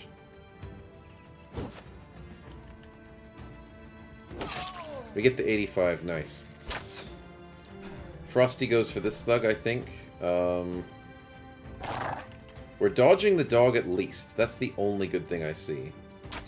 Is that the dog's annoying, but at least he's not killing us. He's gonna kill Yassar, though. 95, and he survives. Rough times, and we're stuck to Frosty's melee weapon. Which is rough, because Frosty is not the best in melee. Excuse me.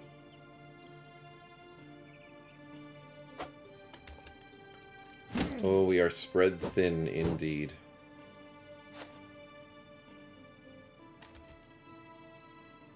%. That helps out a little bit.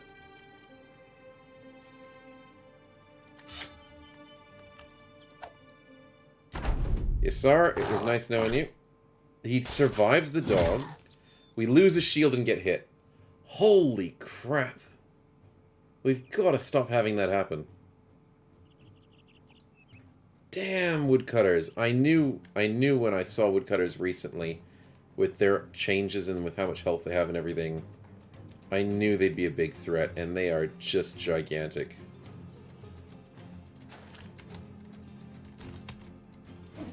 %. Did we get a split hand? You've got to be kidding me. Well, this party's done. And this fight wasn't even that bad. It was just a lot of misses.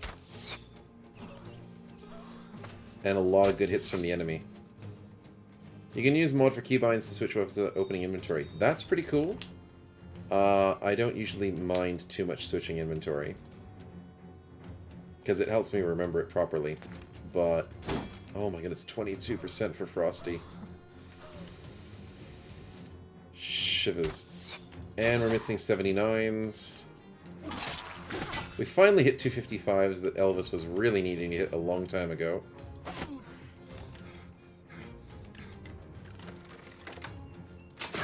We miss a 93. Wow. I think the game's telling us this is the end of the run. It's really looking like it. We hit the dog, weirdly enough. And he hits us without killing us. We miss a 68. Yep. Classic. Stefan, you're just loving this. You're loving this too much. Oh my god, he hits us for another 67. Oh my goodness. I guess, you know what? We can start the cultist run. That's what you guys wanted to come here for today. Starting a cultist run on stream. Oh my god, that's double 36s. Damn.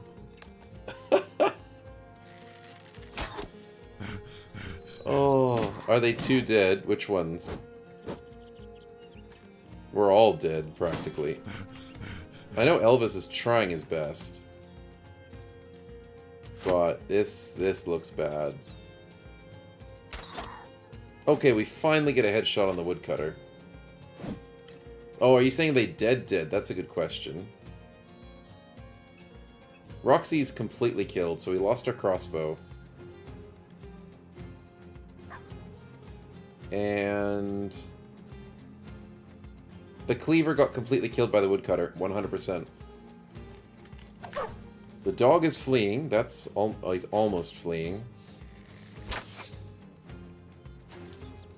The only way this is salvageable is if they start giving up. And even then, it's not enough.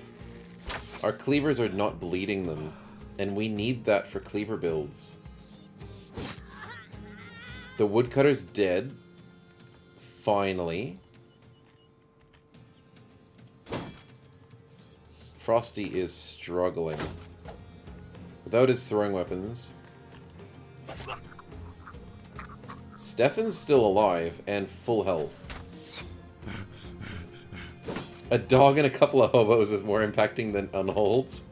Yeah, you know there's something wrong when that happens. Yeah, I do agree. I think we need to get rid of this dog. As much as I want this thug out of the way, the dog needs to die. Excuse me.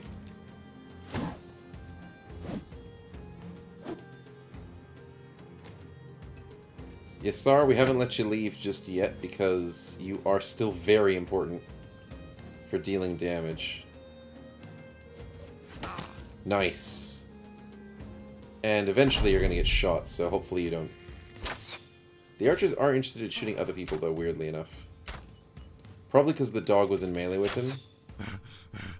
But they're aiming for Michael Scott at the moment, and thank goodness he's not dying. We get a bleed. Frosty has ditched the fight. Makes sense, though. He's not having a good time. And Elvis is, my goodness. He doesn't have his Lone Wolf activated, but still, 72s. Theoretically speaking, if we get more armor penetration on cleaver builds, will you proc bleeds more? Yes. Yes, theoretically you will. Because with cleavers, if I can show it somewhere... additional bleeding stacks per turn. If there's no armor, the target is able to bleed at all. Yeah, you have to do damage that doesn't get absorbed by armor. So if you are doing duelist builds, you can definitely do a lot more bleeds. It's not by like more damage in bleeds, but you're proccing your bleeds more often. So that's why you want to get duelists. That's why you want to get the two-handed cleaver to get more damage through the armor. Sadly, the Butcher's Cleaver is not amazing for damage, so that's why we're not getting as many bleeds. I would still expect some bleeds from the Cleaver. You get more accuracy with Fillet, more damage with Strikes, but it's mainly Duelist that gives the biggest benefit, or wielding a larger Cleaver. The Scramasax should be bleeding more often. Unfortunately, it hasn't done as much as we'd like it to. But yeah, we'll just have to live with it. That's a good hit. They're starting to flee. Ada is almost dead. She is on 15 health. Oh! The staff gets her and she's struck down. We need to focus the guys who are dying. That's just it. Oh, of course he dodges the 62. He dies to the bleed, though. They're not ditching the fight. Yep, see, that did health damage, as you can see. We did 4 damage, but it didn't bleed. Which is really sad. And I don't know the exact numbers you need to do to get a bleed. But I would like to see it to be a little bit higher. But this, I don't know if that's balanced. That's just my sort of theory that I'm not sure what balance is. There's a headshot. Then the only viable way to do Butcher Cleavers is to get Weapon Master, Hammer, and Cleave if you can't get Duelist, I think. Yes, that is actually a very viable build. To be able to use Hammers to get rid of the armor, and then Cleavers to do it when they don't have armor. That is a very viable build. If you can't get Duelist. The other viable build that I play with a lot, Because I find duelist builds to be tricky to play with, I find them to be very fatigue heavy, and you always need recover.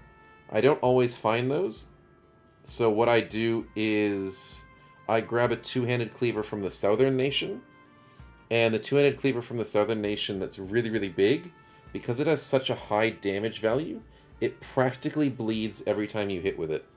So you don't have to worry about Duelist. Welcome, Codex. Welcome to the stream. We are getting our butts handed to us, basically, because of RNG. Though that was actually a really good hit by Yassar. Sitting with a pierced side, pierced leg muscles, pierced cheek, and injured shoulder. He's on 9 health. Frosty has given up the fight.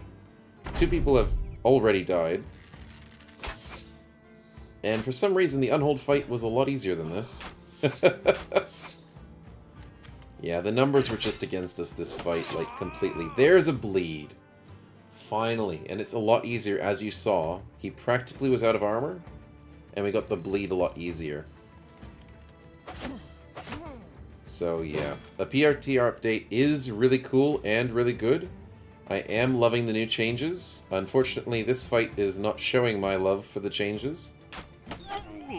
But, yeah. He's staying alive with 4 injuries, yeah. I don't know how he's doing it. But he's doing it. He's holding himself together. Is that an instant flee? Yes, Elvis.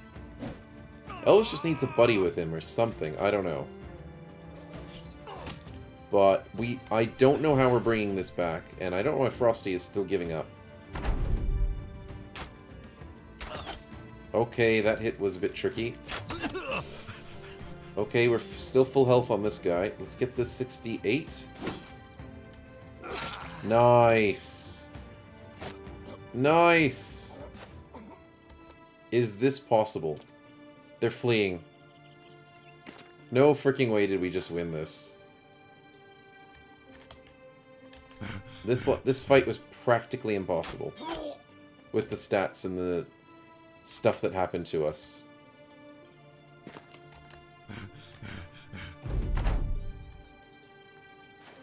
We might be able to catch some kills on the way out, because Elvis is very, very happy to do some fighting. Michael is not really keen. But in all honesty, I don't think the staff could kill us, so I think we can go here. Aim shot for 80%. Nice. He's not going to die, though. He's on literally 2 health. He's pieced out. He's pieced out. Elvis catches one of them. Frosty is still running like a chicken with a head cut off, so have fun with that. Michael, let's go up for a hit. And we'll let those guys leave. I think that staff guy got a kill, so we're not wanting him to leave, but unfortunately we don't have a choice.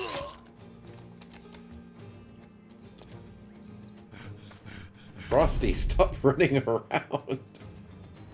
He's not rallying when there's literally nothing happening.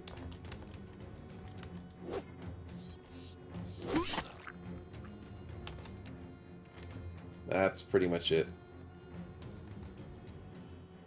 Holy crap, that's a massacre. And we got another weakened heart. This party is full of weakened hearts. Sheesh. That was rough. We lost a level 6, a level 4, and a level 4. And our brand new person, who is going to be a backliner, so we don't care too much about weakened heart, unfortunately is getting disgruntled because of that. Frosty is still alive. I actually thought we were going to lose that fight, so for the fact that we won it, that's a bit crazy. We kept most of our stuff. What starter characters do we still have? That's a good question. I think Elvis was from the beginning. 51 days. Yeah, I think Elvis is our only starting character.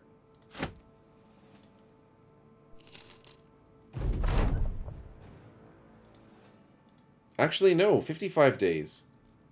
No one's a starting character.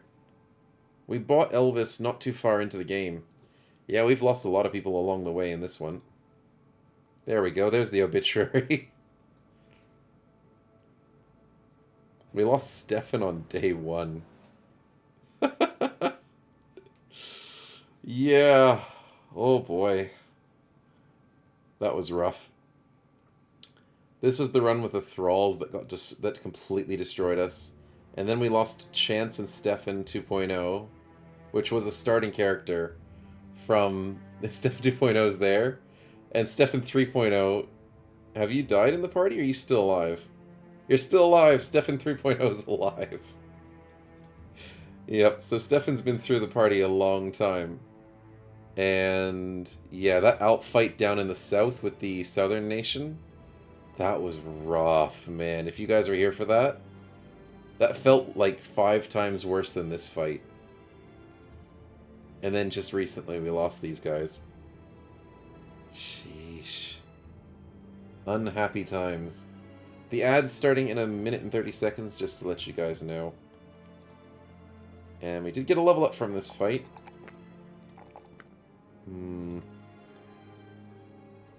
We want to go overwhelm. 65 health is pretty decent. So I kind of want to get that initiative a bit higher. Because why not? And as a bow throw, we can put some effort into bow mastery. Arrow to the knee sounds good, but bow mastery is a little bit better. Sheesh. We were worried about losing frontliners, and we really don't have frontliners right now. Yikes. We got some good loot, but I mean, I don't think that nearly covers what we just lost.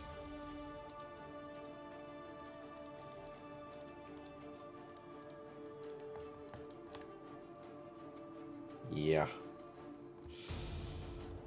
Let's turn some of these into tools. And, yes, somehow have to rebuild. Let's go get paid.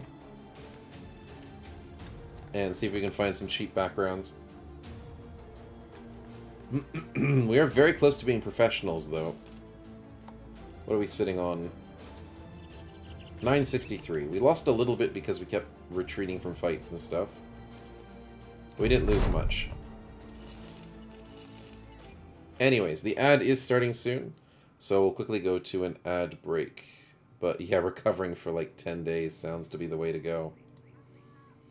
But yeah, we are on the ad break now. If you guys are subbed, you don't have to worry about the ads, so I can keep chatting for whatever we're doing. It is possible that we could just pause this run and do a cultist run if you guys want to see the new cultist stuff. That would be interesting. Definitely going to keep saving this run and hopefully reviving it. Because it's not impossible to revive runs unless you're down to like one guy. Then it's like, oof, that's a bit rough. And if you have no money. You wouldn't mind to see a cultist run? Yeah, sure.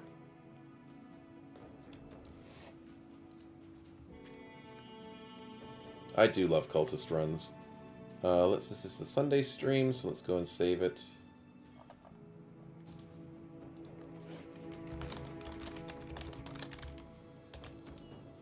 There we go.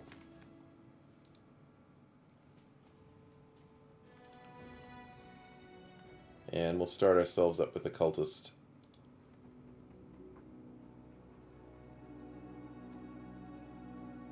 So we'll pop it back to here just so you guys can see. 5 cultists, fanatical cultists in town. Daft will occasionally demand sacrifices. Does not sacrifice the chosen elite, which is very nice. Cultists cost 25% less to buy and maintain, which is really sweet. Welcome back from the ads. We have had the request, and we're putting the Sunday stream with the randoms on hold. We will come back to it, but we would like to show off some of the new cultist stuff, and hopefully some of the new cultist backgrounds. There are 3 brand new backgrounds to play with, just specifically for the cultist run, so we want to show them off. And I do love playing cultists. So let's get into the mind of it. Should we go Reaper, or where's the cultist one?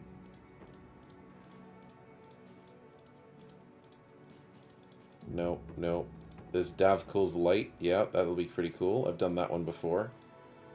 Yeah, screw it. We'll show Davkul's light to everyone.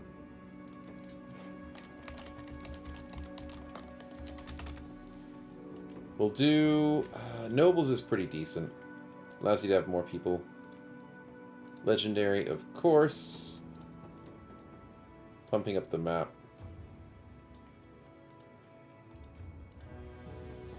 Make life a little bit easier. Now we get to have fun and figure out who we get to sacrifice. It'd be a lot easier if you could choose, like, specifically who you wanted to sacrifice, but you have to build around it. If you do it right, you don't have to worry so much. The early game sacrifices are the worst, though. Absolutely the worst. If you get a sacrifice before you get a conversion, it's like, whoa. Your new guys will hate you to hell and back, and just ditch you immediately. So, yeah. But hiring monks and stuff are really good. Nuns are usually pretty cheap. Trying to remember who else is really good to sacrifice. I thought it was herbalists, but I can't remember if they are able to be converted or not. But mainly just nuns and monks.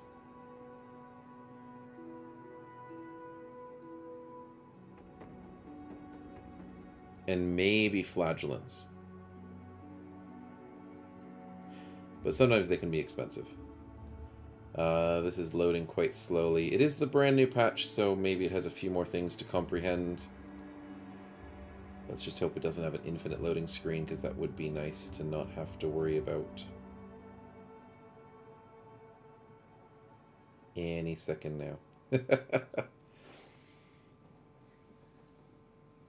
Maybe infinite loading. I'll let it sit for a little bit longer. Because sometimes it does take a little bit of effort. But, yeah. Cultist runs are pretty sweet. We did play one for Season 1, but we didn't do much with it. Ah, here we are. It was worth waiting a little bit longer. Sorry for the wait, but Davkul awaits us all. We start with 5 guys. Oh, wow. Okay, we will have to restart the game.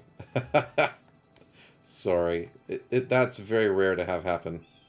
Let's do Sunday Cults. And we'll quickly restart the game because of the visual bug that happens. It's the rainbows! That usually does not happen on one reload. But obviously the RNG of today is proving that to be a situation. Now that we've chosen from 4 worst, not 2 to sacrifice, you only have 5 out of 6. Am I ready? Really? Only chosen from the 4 worst? Interesting. I did not read that part of the patch notes. That makes it a lot easier. A lot easier to choose. I am ready. Cultist, Sunshine, and Rainbows, nothing shady here. Yes. Nothing shady. We're all super happy, super friendly. Nothing to worry about. Okay, so who do we have joining us today? We have a Magister, which is a brand new background available. Don't remember what he does specifically special, but he does start with True Believer and Rally the Troops. That's pretty sweet. The Husk. Oh man, I should just get the stupid patch notes, because I'm gonna totally not explain it correctly. Where is it? Here we are. Husks are cultists who have the presence of another being ripped from their mind. They are erratic, fast, and incredibly strong fighters if you can control them. So Husks are like nimble people? Like, my goodness, he's got a lot of initiative. Magisters are older and wiser. Usually leaders. Their bond with their god is stronger, so I guess that's why he's got Rally the Troops. They're sort of like a leader-type cultist. And Lurkers, which I'm assuming is the third one. No, he's just a normal cult. He's a normal cult. He's a Lurker. Okay, so we start with one of each. Lurkers prefer keeping their enemies at arm reach. Proficient in ranged combat and scouting, but are weak physically. Interesting. Very interesting. Makes it a lot harder because you will choose 2 from 2, but the 2 will not be the worst, but 4 worst from your team, as I understood. I'll double check what it says. Cultist event for sacrifice and have significantly more spaced apart. I don't sort of like that. You kind of want the sacrifice to be pretty often. And now require 4 valid candidates to trigger as opposed to 2. Huskers, Lurkers, and Magisters cannot be sacrificed but are valid for other cultist events. Cultist turret conversion hasn't been changed, but the 3 new backgrounds may convert others, so they act as basically cults.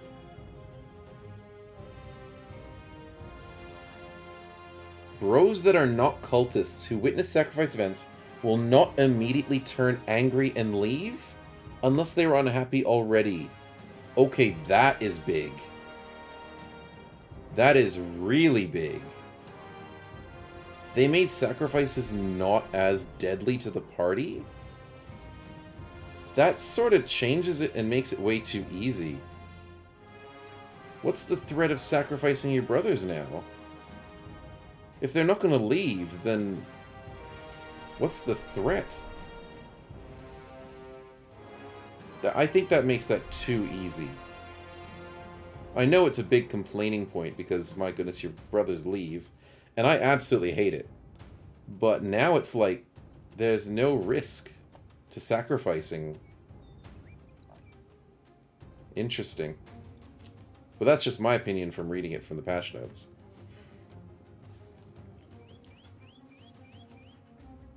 But I don't think it makes it a lot harder by choosing your brothers, because I think it said it chooses from 4. So no, I don't think it's harder for that reason. And Codex says frontline, yeah. So that means these guys are front lines, this guy's a backliner, who he does actually have the right stars. Oh my goodness, how many stars do they start with? Look at that. That's 5 different skills. That's 5 different skills. That's 3. That's 3. So the basic cultists haven't been changed. That one's got iron lungs. Okay. They all start with True Believer, which is pretty sweet. But the Magister, Lurker, and a Husk all have 5 stars. Not in the one talent. 5 different stars, sorry. You can hire a minstrel to fix the mood of very unhappy each day. Yeah, like K-Tech, I do agree. If somebody has minstrel perks, which they might have in this party. If not, then just you hire a minstrel to make everybody happy. Or you just camp and fix their happiness. Crazy. But if you guys want to sub in as these cultists, because we're going to do this cultist run. We've got our first cultist, the Magister, sitting up here with some... He doesn't have very good stats, though. He seems like he's just a rally person. He's got really high... He's like a inspiring banner. So he'll be the banner. You want the range 1 codex? No worries. So, the range 1 has magic. Really?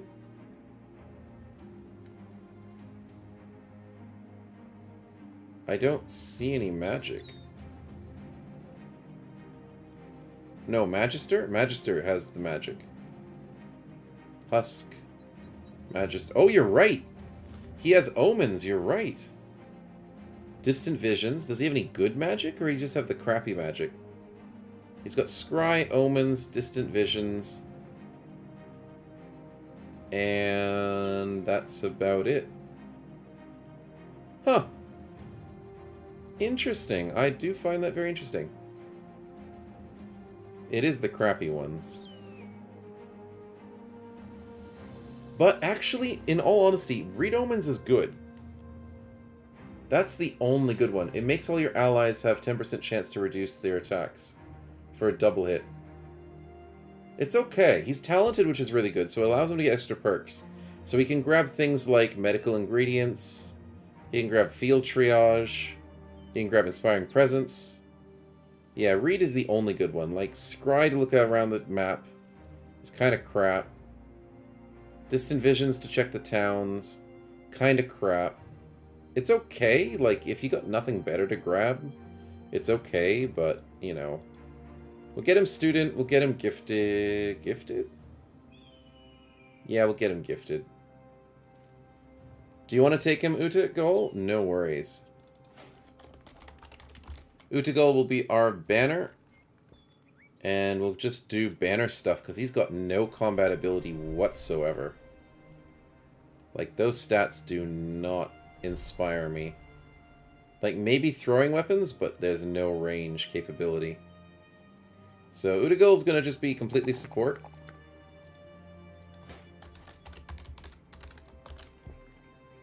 Subbing in as the flail guy then, Stefan, no worries.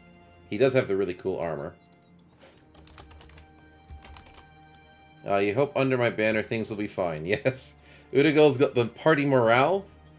You're going to be cheering on people with possibly cheer on, but I'm going to go for more inspiring as much as possible and trancing, seeing how that goes. Stefan, what do you got? Nice melee attack? Oh, wow. Yeah, that is pretty sweet. And nice melee defense. Look at that. Those are some stats if I've ever seen it. You're mad, which is, I guess it fits, but that could be a really bad thing or a good thing. But yeah, the melee defense. Sweet. In terms of builds, you do have decent fatigue as well. And duelist. There's no quick hands. I don't think a two-handed build would technically work. Unless you wanted a two-handed axe. I'll let you decide, because there are a lot of options for this guy. I don't think a one-handed build works. Because you get no recovery. It's Stefan, so he's going to die first. Yeah, it is possible. Stefan does have a... But formidable approach, yeah. It'll be two-handed something. You let me know, Stefan, which weapon you want. Cleaver... No, maybe not cleavers. Cleavers is bad. So flails, maces, or axes. Let me know which one out of these three you want. And I'll get you your stats set up. Could use a little more resolve, though. I will state that. Let's get the... Wow, these are good stat rolls. Nimble is possible for dodge. Cleaver, then? The Cleaver... only problem with Cleaver is... we won't have the recovery for it. I guess the Cleaver perks could actually work, and because of Fanatic, then we get... Yeah, we could actually do Cleaver. It is possible. Two-handed Cleaver.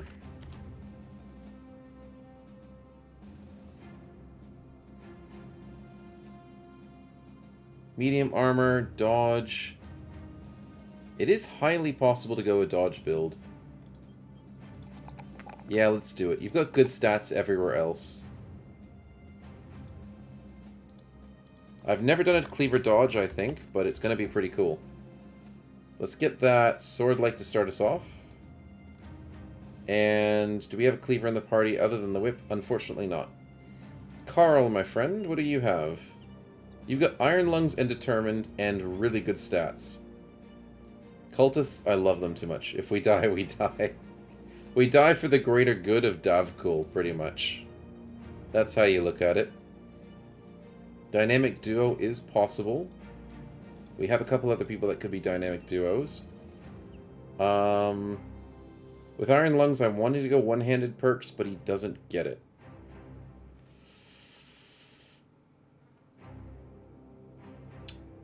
So maybe Spear for the triple attack? Or Flail for the... Because if you want to actually force a headshot... But then two-handed flails don't force a headshot, they force the swing. Maces force a stun, so you could get that. Codex says Spear. Extra accuracy, which he doesn't really need, but it does help. Yeah, we can try it. Two-handed Spear, like a sword staff build. 23 fatigue per turn, yeah. With the rebound. That could work.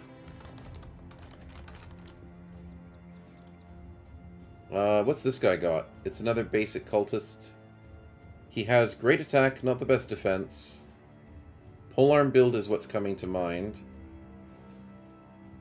Yeah, I'm leaning towards polearm on this guy. He even gets small target, that's nice. Yeah, that sounds good to me.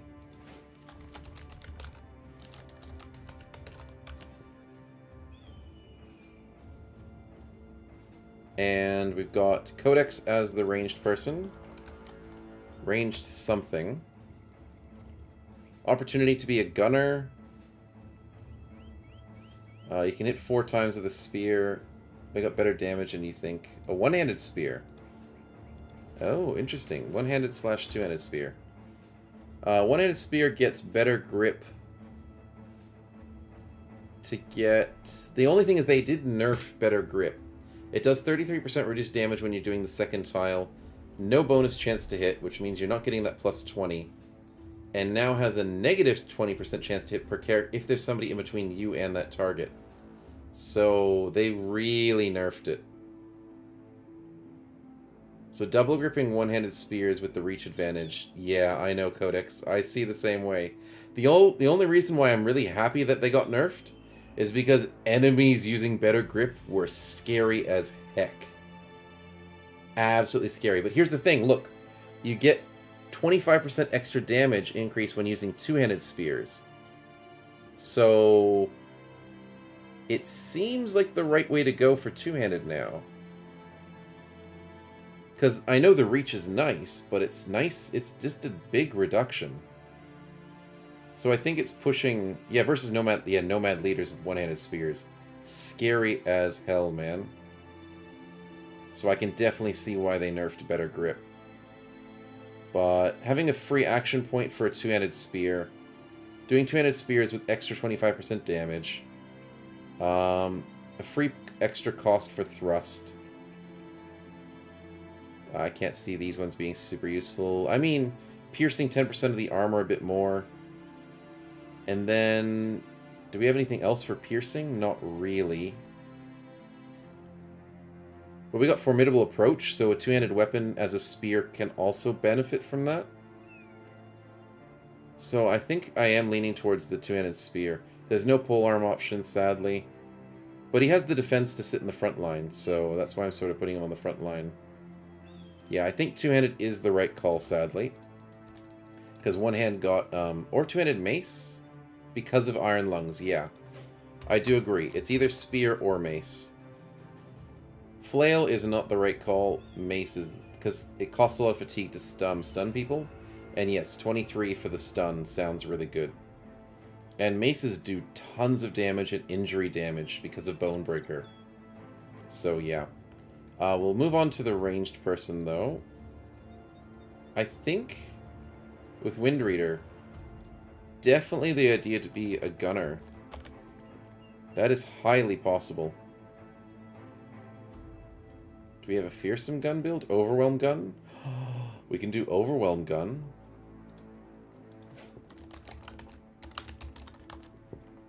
Maces with headhunting bonus of flail. Ooh, yeah, that could work.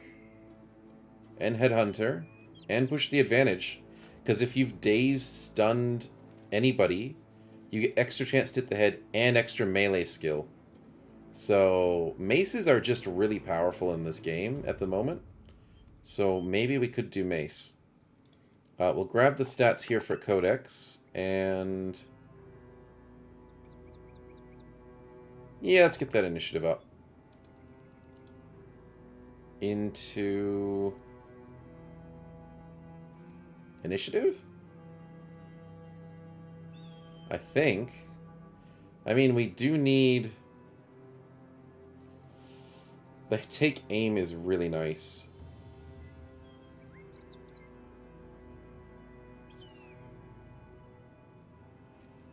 It acts... yeah. There's no reload, there's no recover on this build, but rebound does make it work. Pathfinder? I don't think Pathfinder is that valuable for a gunner. I think because of rebound and because of, where is it, muscle memory? I think it's good enough to not use Pathfinder.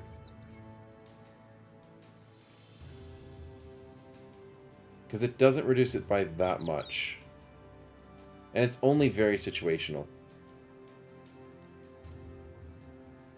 So it's either the extra bonus to initiative, which we don't really need, or the take aim for the couple of times in a fight that we could use it. Take aim? Yeah. There are chances where take aim is going to make you have 9 enemies overwhelmed. So that is pretty sweet. Support banner, as usual, let's get those stats going. Looking nice. And that's the party so far. A little weak on the armor and weapons and stuff, but there is a chance for this to succeed. Let's go to town. The map itself, nothing fancy. But with cultists like these, why do we need to recruit other guys if we just can find more cultists with these stats? I don't think we need to get any other backgrounds in this type of origin. Sandfells, how far away is that? That is a decent way away. I don't think we can protect a caravan right away. Amber shards for a decent price. We could make some money off of that. Shield is an insta-grab, so is some armor and a helmet. 2 spears. Do we need the javelin? Shouldn't have grabbed 2 spears, we only needed the 1. I got too excited for the spears. But frontline's armor is not too bad. Backline... Actually, yeah, we could still use a spear.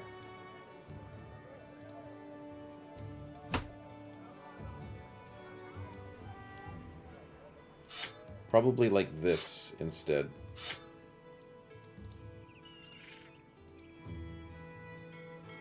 In terms of helmets, that's better.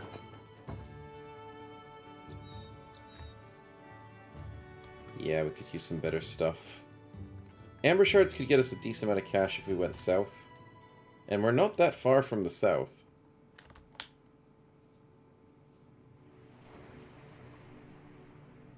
I am inclined to do it. Let's make some cash. And food should be good as well. Nice.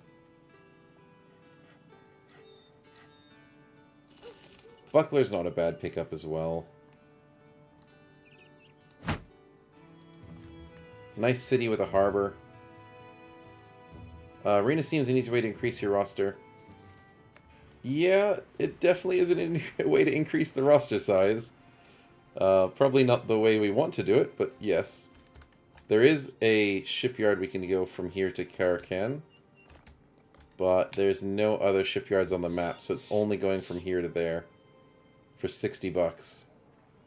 We're spending 103... Oh, wow, we're spending 100... The Magister costs 52 bucks a day? Wow. Utagol, my man, we are paying you in mountains of gold.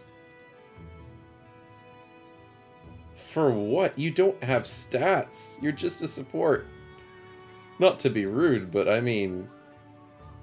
The support's helpful, very helpful, and you've got magic, but wow. We are paying you a lot. Let's hope you can really bring the morale of the team up. Then sailing to Karakan for 60 bucks is worth it. Sheesh. There's no arena here, K-Teg, so we can't reduce the roster size.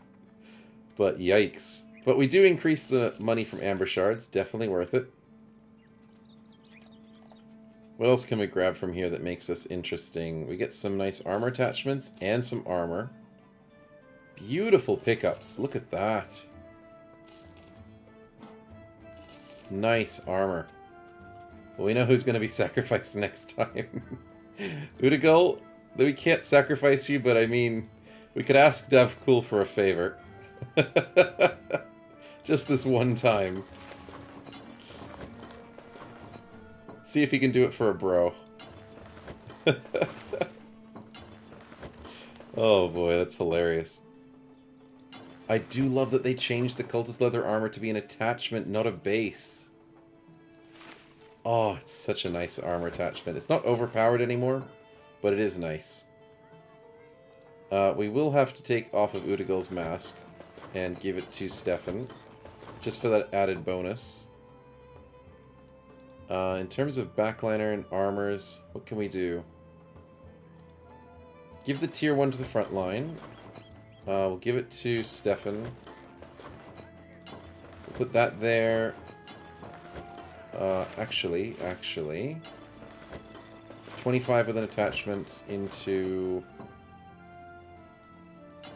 That's about the best we can do. Costs more than a Hedge Knight. Yeah, that is true. Hedge Knight's around like 40.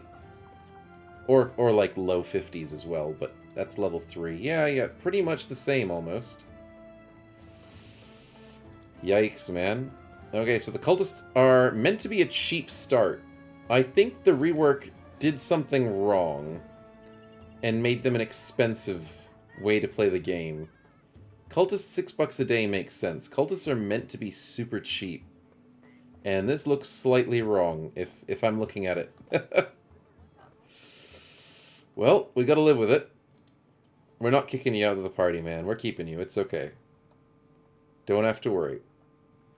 Do we have any victims to join the party? That's a lot of money for a manhunter. He's not worth it. Juggler, yes please. That's a triple defense juggler. That is tempting.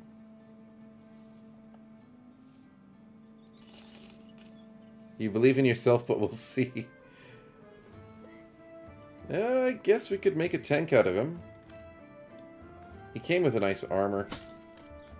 Let's get him a shield, and hopefully we can make some money. Ad starts in 35 seconds. Apologies for that. There is a shield. It's the only shield available. Nicely done. Give him the spear. And give him the helmet. Yep.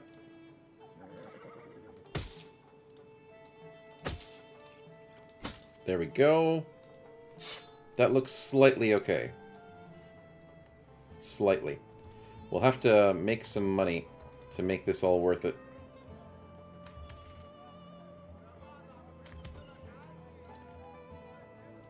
Nomads? Yep. And a caravan to save our money problems. I think we can do them both. The ad will start, but we will make our way towards these nomads and stop so we don't miss any content.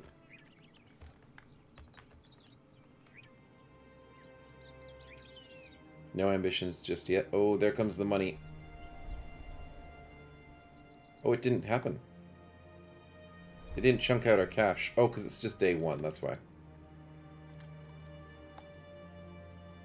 Cutthroats and slingers. Oh, I was hoping for indebted. I was indeed. We'll fight them at night.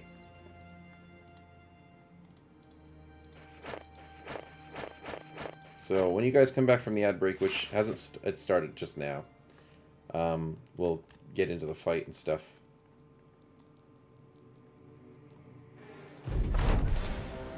Really? Really?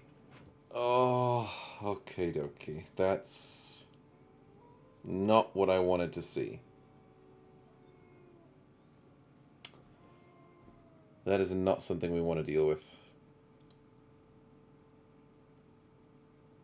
Level 1s, oh, level 2, level 1s, and a level 3.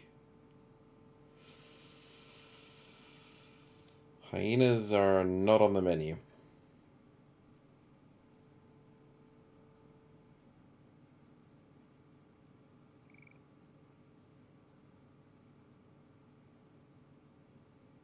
Surprisingly, we have a decent amount of tools. I was not expecting that.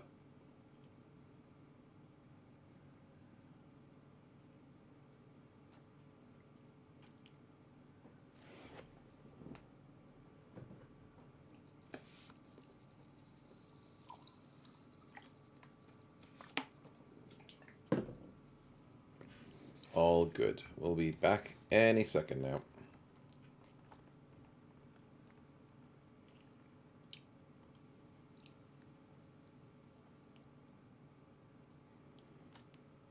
Okay, the ads are done, and we're back, and just before we were about to get into this fight, hyenas have showed up, and yeah.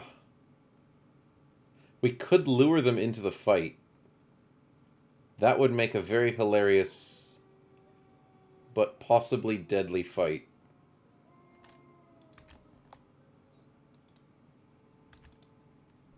And we got ambushed. Really? Why are they so fast? Can we retreat safely? Usually most enemies let you retreat safely. Good. Oh boy. First fight we have to run from already. That's gonna be rough.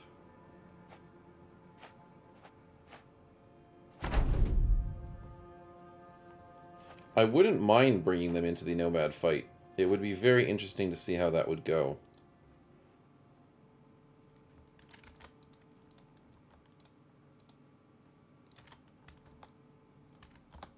Slowly.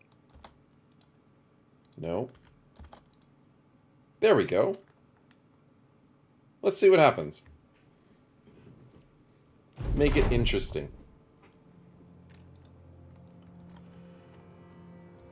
As long as the hyenas don't rush our back ranks.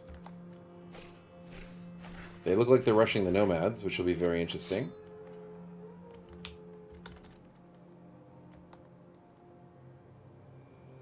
Slingers shouldn't be too famous last words. I mean, they would be very famous last words. Davkul sent his reinforcements. I love these red bits in the way. The boulders and the supplies will make a very nice addition to our staying alive situation. And the hyenas already distracted the nomads up north. Very nice to see that. Codex, let's be a little bit safe. Oh crap. 1, 2, 3, 4. Let's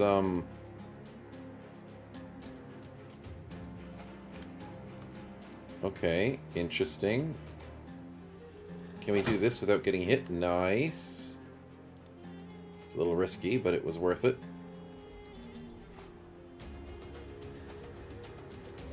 Where are the hyenas? They should be up top. That's usually where they should spawn, as a third party. Or maybe on the edge of the map. Oh, there he is. There they are. They're covering our flanks. Love to steal a weapon, but 13% is really bad.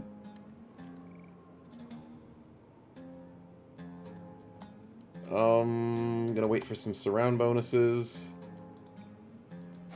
Surround bonuses. Let's go for this hit. Nice. Not a stun, sadly.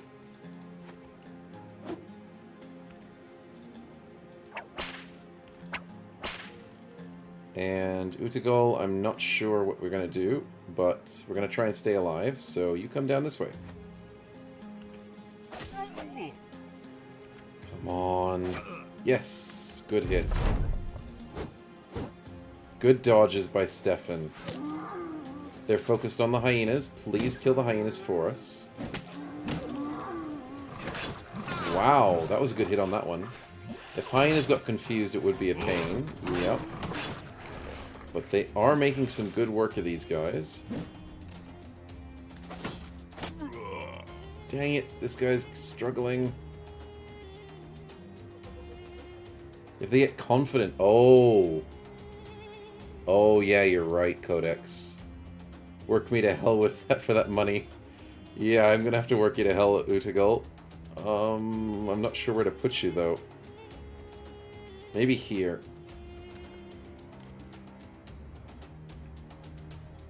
And we need to wait for Codex, because whips don't do anything unless they don't have any armor. And now this guy doesn't have any armor, so... But he's dead anyways. Carl, let's go... Oh, there's a confidence. Oh, no. Oh, no. Carl, let's go defend the flank. Codex, let's... I don't know, just go for the double whip. Okay, that was a really bad hit that we didn't want to deal with. There's a stun. That's a good hit. It's these two battling it out, which is interesting to watch. We kind of want to steal the kill, but we're also kind of in a really bad situation. Mansur is completely out of armor. So we should only put him in the fight unless necessary. It's these two and Stefan that are the main contenders. Let's wait and see what happens. Wait for these two to have it fight. Whipping him is okay. But we missed. Okay, interesting interaction. He can't get more confidence, so I mean... We go here. Hit him. Make it easier. He's almost dead. We want to kill him. Utegul, can we get this kill? Hey, man, you're getting your work in. Nicely done. Working for that money. Mansur, we kinda... You're brand new. You are meant to be a tank. And you got completely wrecked.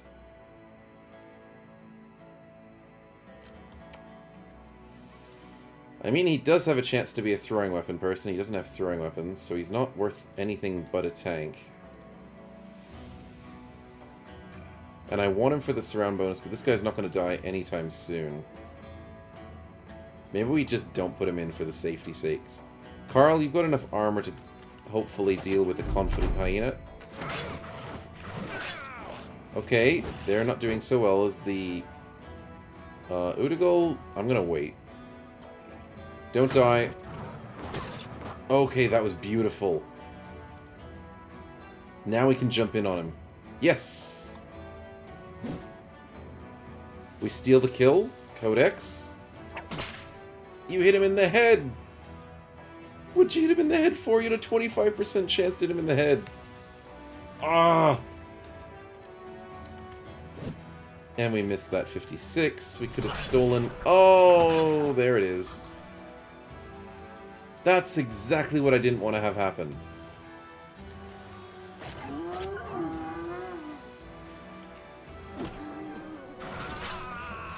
He steals the kill instead of us. Utegul, I wasn't able to get you in there. Always the 25% proc. Yep, when you least expect it. Can we get this surround? Yes, there's the fleeing hyena. And we get the kill. Now it's all about... Oh, he's fleeing. Do we get him? It's very risky.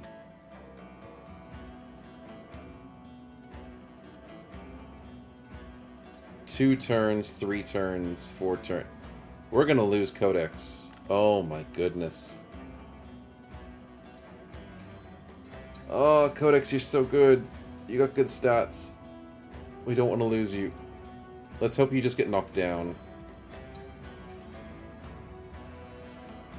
What do we do with this one? We've got 1, 2, 3 people that could do a damage on him. He is confident, which is really scary. I think we risk it. We gotta risk it.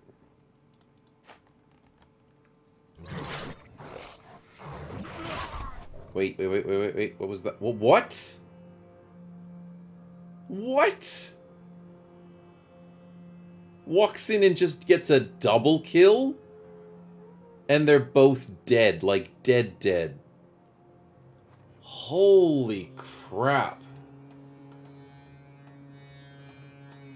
Wow. Well, you both went out in style. That's definitely style points.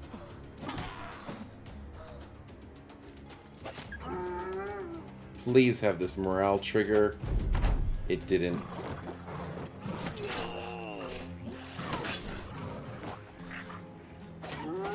But Udagal is doing his work. Ay, ay, ay, we're running out of bandages. Udagal, you gotta save him. The suffering that you're here for, Chloe. Yep. This is the suffering. This is all we've got.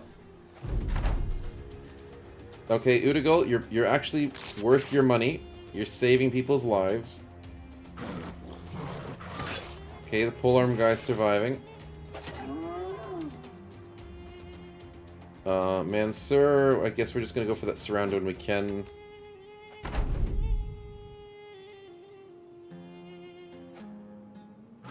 Oh, don't go down. Don't do it. Don't do it. Okay, please, just call it quits. Say it's the end of the game. No, there's bleeds. It's over. Oh, wow, that is rough losses. The two best people on the team, basically, are gone.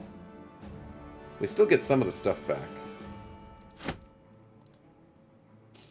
Yikes. Oh, we didn't have to rally there because it wasn't affecting the front line. Yeah, it wasn't really needed. But, yeah.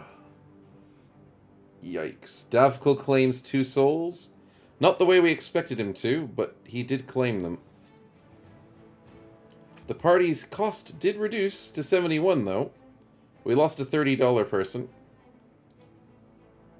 Yep, that was painful. We still have our good old $52 a day Utagal, though. You're still with us. We'll give you the whip now. And how are we going to deal with this armor? Because, my goodness, I can't believe we lost 2 people. 55, and there's an attachment there as well. That's a nice heavy armor for Carl. And our supposed tank is going to be decently armored as well. We don't have a polearm for this guy, but eventually we will. Oh boy, we get paid, but yikes. We risked it. We really did, but that was some luck. That was against us.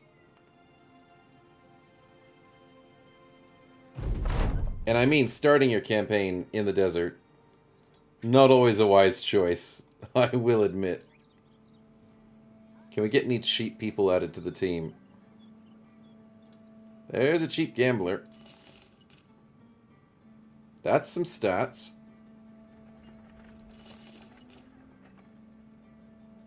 Yeah, we could get you as the juggler tank.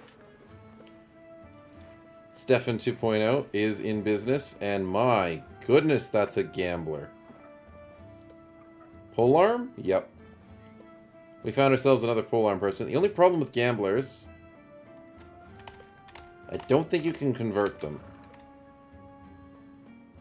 Anyways, we'll have somebody to sacrifice, though, at least. But wait a minute, I read the patch notes right, didn't I? You can't sacrifice unless you have 4 people. Require 4 valid candidates to trigger. That's so bad. That's, like, really bad. So not only are cultist events so rare now to sacrifice, you need to start the cultist event 4 guys that aren't cultists. Really? Oh, no, that's for conversion.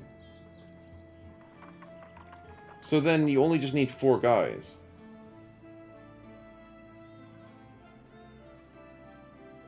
Okay, so then it's not that bad. Oh, wait, no it is, because husks, lurkers, and magisters cannot be sacrificed. So we have 1, 2, 3... Cannot be sacrificed. Can be sacrificed. Okay, so we have 4. Okay. At the start of the game, we didn't. Because we had a Magister, a Lurker, and a Husk. And 2 cultists plus the new guy, which wouldn't have been enough. So we couldn't have triggered sacrifices from day 1. But now, because we have less people, we can try and sacrifice. Interesting. Very interesting. But yeah, Stefan wanted to be the juggler tank. So welcome Stefan 2.0. And what kind of tank are we making? We are making a... supposedly a nimble tank? With actually half decent initiative. We can go dodge tank. I don't see why not. I mean, it's looking really bad because of an injured kneecap. But 161 to 171 with... oh, Entertainer's pretty cool. Yeah, we can do dodge. And this is our polearm. But we need some more frontliners. We only have 2 polearms, a support banner, a spear mace, and a dodge nimble tank. So somebody cheap. Fishmongers aren't too bad. Yeah, it's not a great one.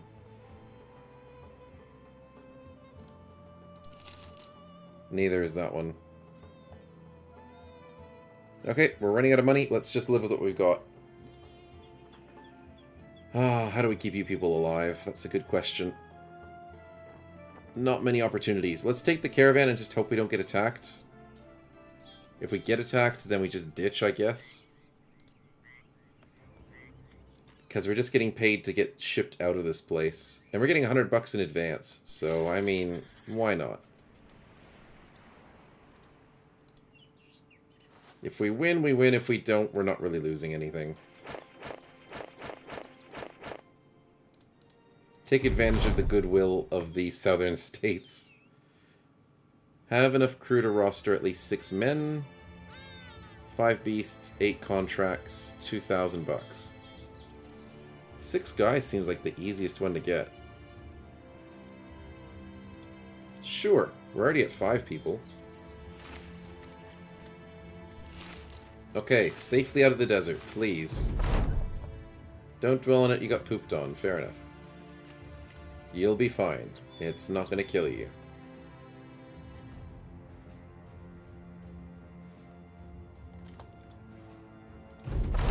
Nicely done. What else do we need to do?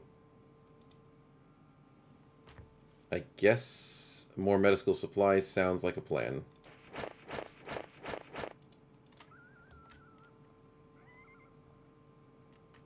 Wow, we have a little ways to go. Regardless of how this caravan ends, we will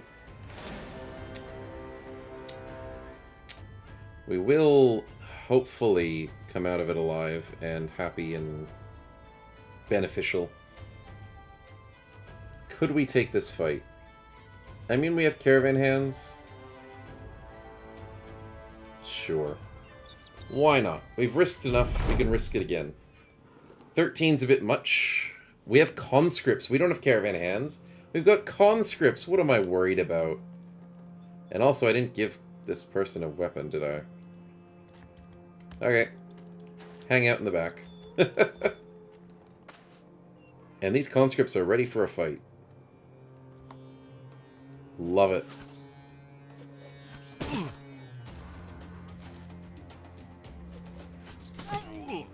Are you kidding me? You got hit again! Stefan! Stefan! What's happening to you? You have so much armor. And you're on 22 hit points on round 1. What is this RNG? He rolls a 9 out of a 27. He rolls a 10 out of a 27. And he rolls a 16 out of a 27. Wow. Oh boy.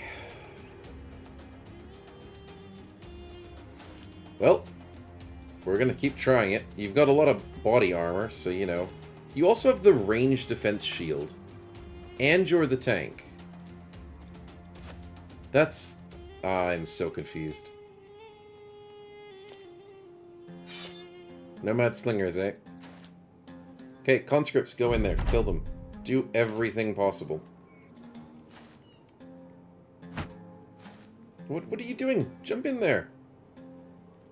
Yes! Good conscripts. No freaking way! Ha ha ha! Stefan! What is this?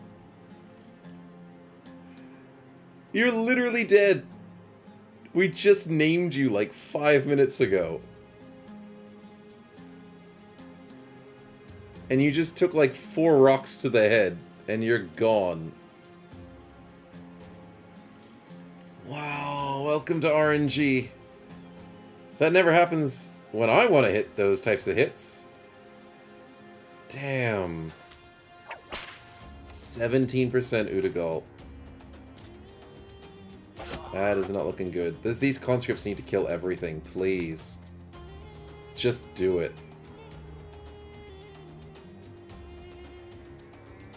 I want to go here and double team this guy.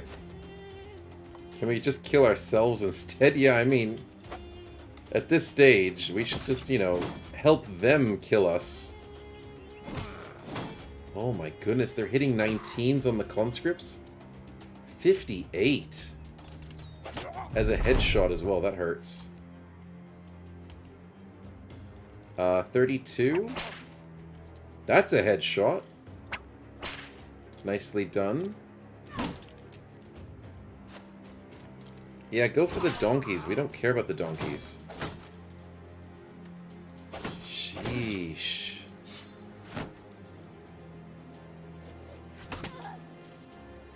Uh, 58, I can understand, but sheesh. We're missing things like 65s, and they're hitting 30s, 20s, 17s.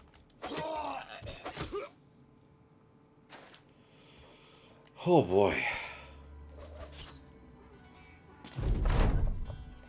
Yeah, you keep hiding back there, buddy. There's nothing you want to be a part of up here. Oh, that riposte. Beautiful damage. Conscripts for the win. Weird that he's covering his ally. Oh my goodness. That's gotta hurt. Let's, hide behind the conscripts and go for the 31. Udagal, you might be next. We've got to get rid of these slingers. Another 18%. And we're out fatiguing ourselves. Oh no. Yes, please keep going for the donkeys. I honestly don't care about them. Yep. Udagal gets struck down. Double 37s. Oh, and they're all headshots too. Everybody's head armor is just gone. Like you guys said, who was it that said it? Codex, yeah. 25. Always the 25% headshots. Double 65s. I think the game doesn't want us to play, cultists. Sheesh. Oh my... That conscript is getting himself wrecked. That's another headshot on him. That's another headshot on us. That was? Was it a headshot? I need to see this. Oh, it was a body shot. Okay. Now I don't feel so bad.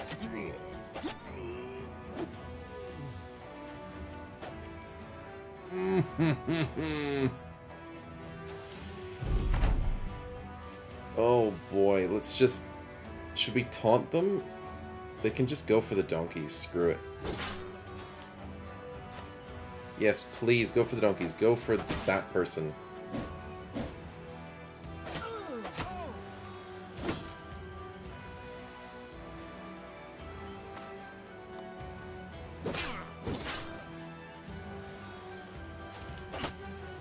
Yes, can we? No. Just sit on the high ground, see if that baits them or something. Oh, he's running, okay. The slinger gets killed. Oh boy. Double headshots. The 25% is real.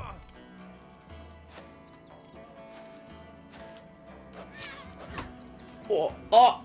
That was a headshot! 28% headshot! No way, that was a body shot? No, that was against Carl. The stab against the polearm, yep, was a headshot 100%. He had like 90 armor. We're only just taking the headshots that's killing us on the 25%. Holy crap. We get traumatized on the support banner, which is hilarious. Traumatized on the polearm. And we lost Stefan, like, instantly. Yay, yay, yay.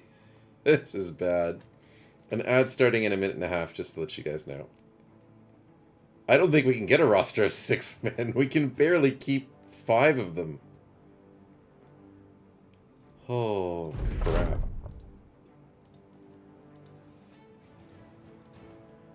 It was risky taking that fight, but the numbers, man, the numbers just really don't like us.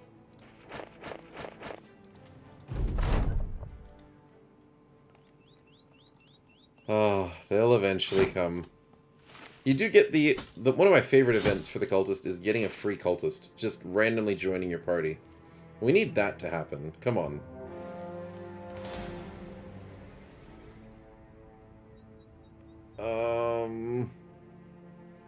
Oh, thank you very much for the subscribe. To the Himalayas! Snow cone?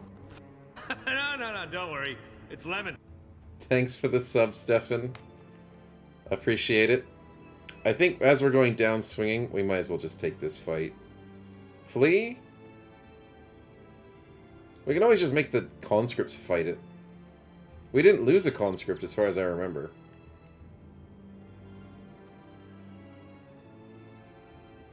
We could take it. I don't want to lose the caravan. The ad is starting soon, so we'll make our decision after the ad break. What cost? Oh, it's like a few hundred, like $600 or something. 400 to 600. Oh, the ads have started.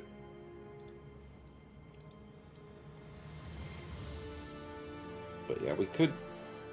It's only got some of the melee rabble. It's technically not nighttime yet, so they will have the accuracy. Yeah, Stefan, you want to do it? Sounds good. I hear a yes, we'll go into it. We'll just make the conscripts fight it, that's it. It's just that simple. Conscripts win, we just try not to die. What could possibly go wrong? How much RNG could possibly kill somebody in the first turn of combat, you know? Stefan needs a 3.0. We'll have to rename you after the fight.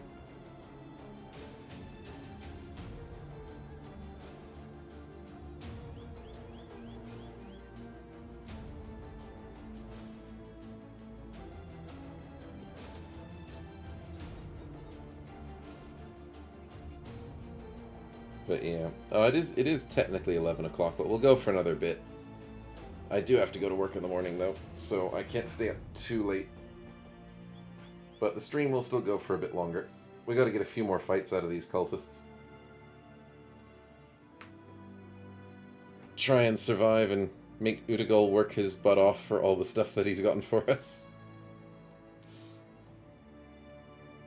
Okay, welcome back from the ads. We have chosen to risk it all. As long as the conscripts fight for us... Ooh, that's a colorful looking conscript. As long as the conscripts fight for us, you have to get them dead before we end. That is true. If these cultists don't survive, we've not done a good enough job. Oh my goodness, go conscript, go!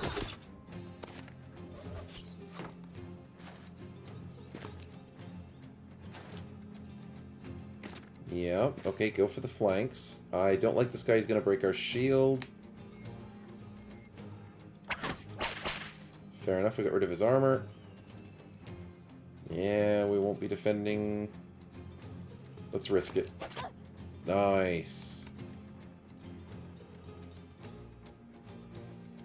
The spear is annoying, but we have armor. So I think we can actually take this. You stay there. Conscript takes our flank beautifully. The conscript comes back, loses his shield. I'm waiting for the ignite. And he's going to get a really good ignite next turn. Oh, the impale came from that way. I was like, how did he hit him? Nice. Sadly, that was a 25% headshot. If it was a body shot, it would have done more. Udagal, come on. You've got your paycheck. Steal the kill. Nice. And that didn't make you confident. Sad times, man. And Chloe, you doubted us. Look at this. It's just a bunch of rabble. Oh my goodness. Oh, he stole the kill. Yeah, we got this easy. Nice. These conscripts are strong. You gotta love them.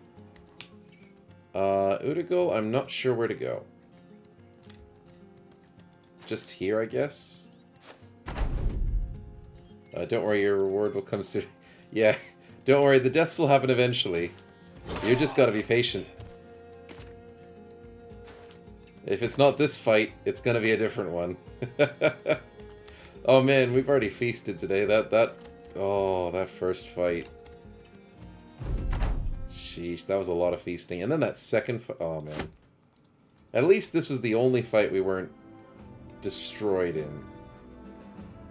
We got level ups, so that's a good start. Sheesh, we've needed level ups for a while.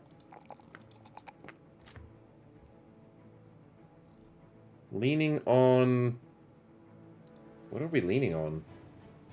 It rocked. Well, yeah. A little bit too much. We could go for the medium armor. I would be inclined to do that. Yeah, medium armor sounds better. So let's get into the 3 and the 2. Excuse me. And... yeah, let's get some of that health. I'm slightly inclined to go for 9 lives because of how unlucky we've been. But... I'm also slightly inclined to go for small target. Definitely going to grab Survival Instinct, because that's a nice, even if you're not a tank.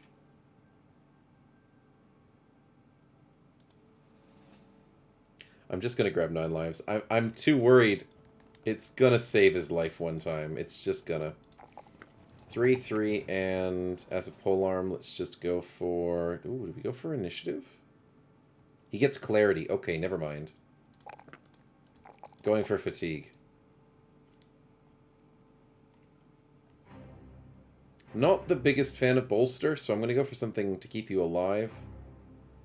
And that would... Oh, actually, we need small target. I'm going to go for the alive stuff.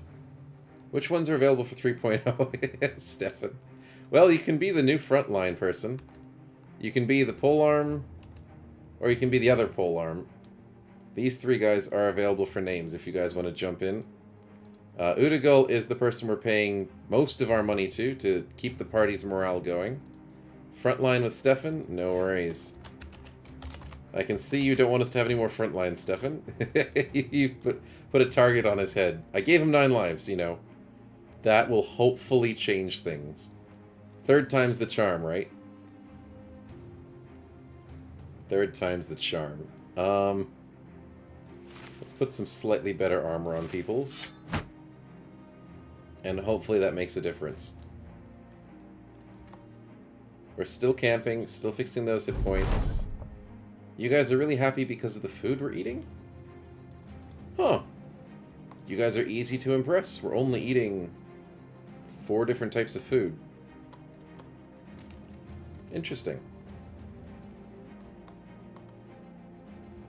Okay, we're all happy, we're all healthy, well, enough.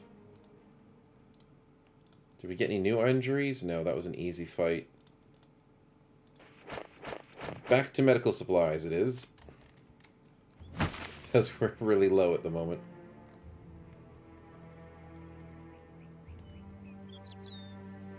Still a little ways to go. This area probably is a little bit dangerous. Oh, yep, there's some battle sites. There's some beasts. There's some evil footprints. That's nomads. Oh. We made it. We finished a caravan on day 5. And we got level ups. Congrats. I'm actually slightly keen on getting that resolved, but we... it's such a good roll. Screw it, I'm getting the roll.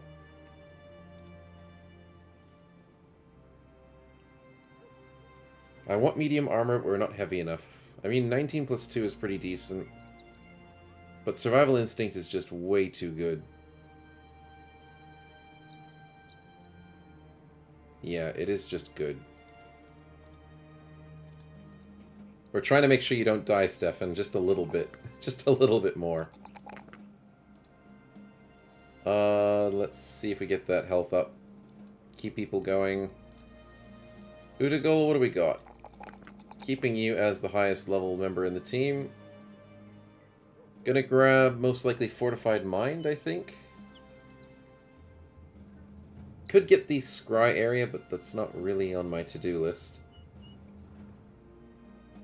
5% resolve from medical ingredients is also useful, but 25% from Fortified Mind is just a little bit better. Sounds good. Okay, what do we have here at this town? We still have the nomads that are not really willing to fight us. There's a lot of miners. Slightly defensive. Not defensive. Very defensive with Tiny. Unfortunately, he's dumb. But that makes him easier to convert. Nope. You're useless. Cheap Pickpocket has good defense. Yep. So we grab the Pickpocket, and we grab this one. And we get surprised by +6. Not bad. Not bad for a Pickpocket. Sadly, no Shield Mastery. I should have checked that. But does have good dodge abilities. So this is a nimble dodge. Tank, I guess. Yeah, just a tank. Frontline. Front, because not really a tank, but a tank. And then this miner with the +5 dumb and shield expert is actually a decent Battleforge tank. And he's got camp cooking. Hey, we found it. We found the ability to get the chef perk group. It's possible. Very nice. The Pickpook has good range stats. Oh. He did get steady hands. And he's got really good range defense. You are right. Oh. Slinger or... I mean, we did lose our gunner. Yeah, he doesn't have enough stats for a gunner, though. No recover. It makes it a bit tricky to deal with slings. And guns. He could be crossbow. Crossbows don't usually require that much fatigue to deal with. And we could get perfect fit so he doesn't run out of fatigue. But the problem with slinging is it's very fatigue intensive. And we'd have to go mind over body to fix that. So because he's not an amazing tank... Yeah, good idea, Stefan. Thank you. We have to make him a crossbow. Crossbow. But that means less frontliners. Oh, but we definitely have to make this guy a tank. He's definitely a Battleforge tank.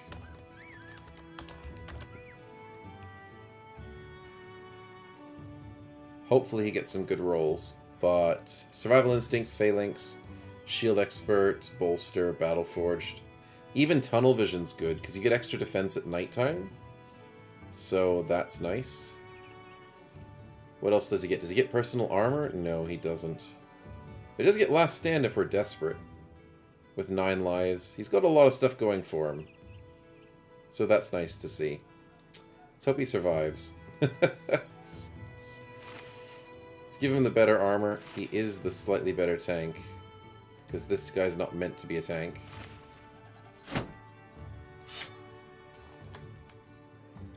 And starting off with the sling isn't the worst thing in the world. Now the only fun part is, when are we going to get a cultist event? Would be fun to see that happening.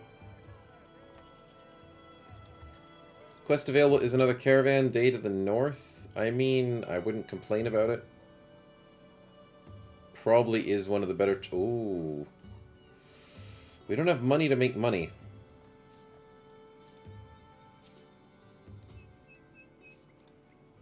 Quickly camp to get this ambition done. Why is it not making the... There we go.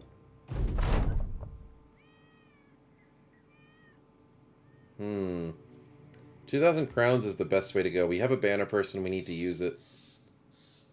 These are just horrible to do. So we just have to be patient and go for the banner.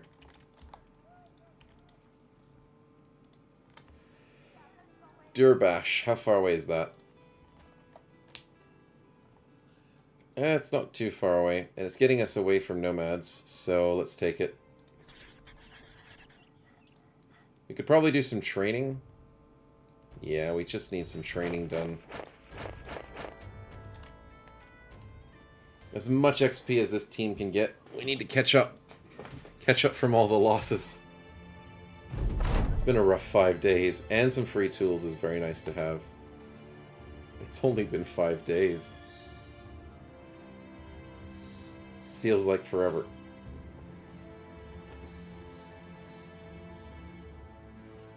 $95 a day is not too bad. Everyone's cheap except for somebody. Someone we won't mention. But he is the... oh, thank God we got saved from Noxiraz. He is the party morale, so we're happy to have him. Polearm, nicely done. Do you have clarity as well? You do not. So one polearm is better than the other, sadly. But this one is still very decent for the accuracy. I mean, technically both of them are decent. This one's a little bit less. But that's okay. What do we have available to us? We have leverage. Yeah, that's a good pickup. Can't use it at the moment, but we will use it eventually. And we'll get leverage as well over here. Nice.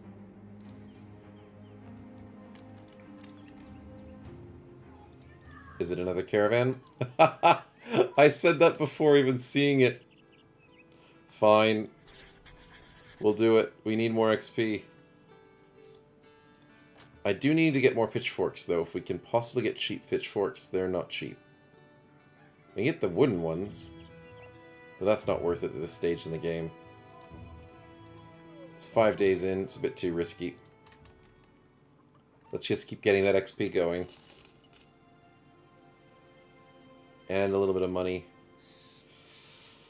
Any quest is a quest at the moment. And these ones give us bonus XP, so why not? Brigands for 5. Wouldn't actually mind them attacking us, but they're a bit scared. These guys got raided. Interesting. That's another 100 stack. That's a level up for a brand new tank. Very nice to see. Not sure what to get. Just the resolve, I guess. That attack is very tempting. tanks having a little bit bonus attack isn't the worst thing in the world. And obviously 9 lives is the only good pick on that first rank.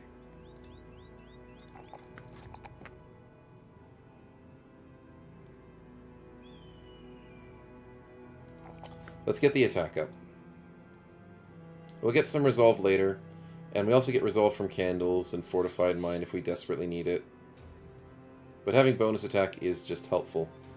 Our crossbow person looking very nice, and we could use the health, but that 4 is tempting. Very tempting. And because she has slight accuracy situation, we could go for fast adaptation.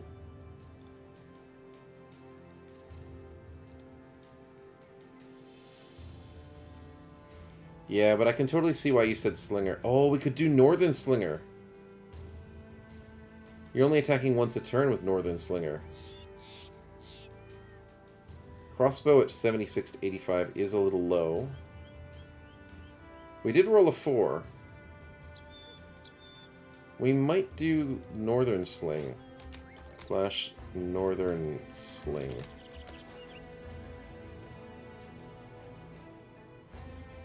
Haven't done a good Northern Sling in a build for a while. So that would be interesting to do. Delivery, that's really not much of a choice. We might have to take it.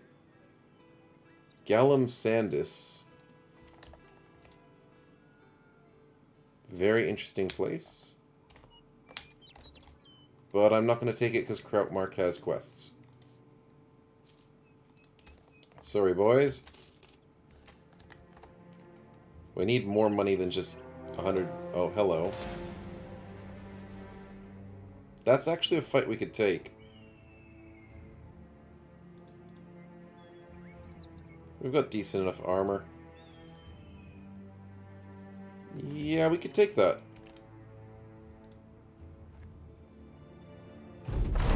It's mostly... I mean, then again, we know our history with poachers and slingers. But, I mean, there's just 2 rabble. We can easily walk up to them. They're walking up to us, which is their fault. As long as they, I mean, don't get lucky shots, but don't hit the people in the back line who are not looking so healthy, I think we can take them.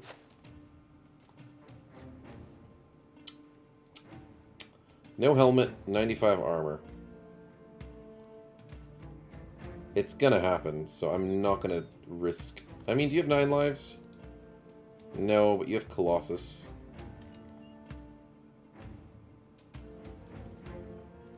Yeah, poachers, slingers. The big buckets. Oh, Dark Stellion, thank you for the follow. Let's risk it. No rewards, no gains. Blocking sight and blocking movement is a trick. Let's grab that. Let's rush the back. If we rush in poachers, they're getting scared. The dog, weirdly enough, jumping between us. Take the high ground. And... yikes. 24s, 22s. Okay, don't die, Berta. You only got 10 armor. The staff is not a threat. It's everything else around them. But fast adaptation gets us a hit. Nice. The rotate. Ooh, that was scary if he hit the head.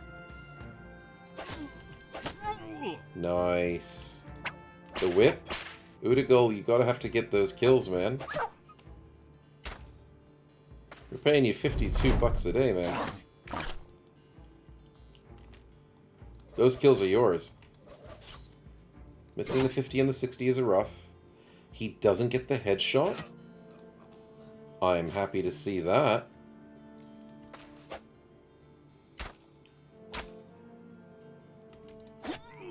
The dog is unhappy. The poachers are successfully stopped. We've done it. And we miss Udigal. Oh, wait, I pushed you too close. That was a bit risky. 72 on the dog. And you missed the dog and hit Rather in the head. What is this slinger? Why can't we sling like they sling? That's all I want to know.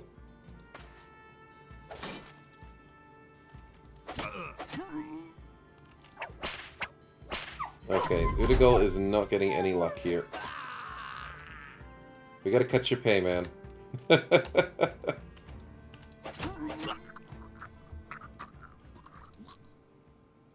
He'd rather hit the hand than the head, yep. Unfortunately. But that's okay. We still got a little bit of money out of that. We can get some daggers on people just in case we get lucky on enemies that have armor.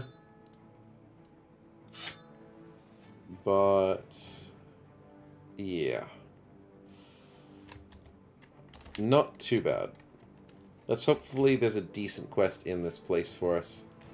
Big cities are known for their $300 for a location. We'll take it. What else is the option? Follow the tracks. 2 good quests. Let's do it. Location is south and around Musk. Okay, then we just head directly south.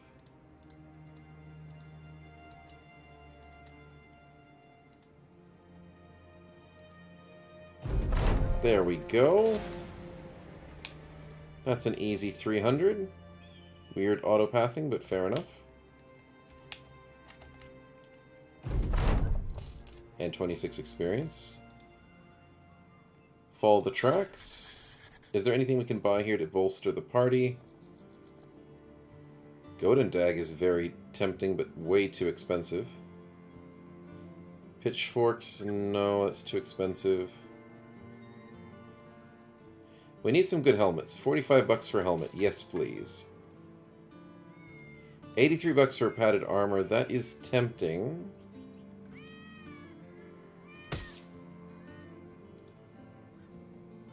Yeah, we should probably get it. Just to be safe. And same with the $27 one. And 143... 55 bases are pretty good.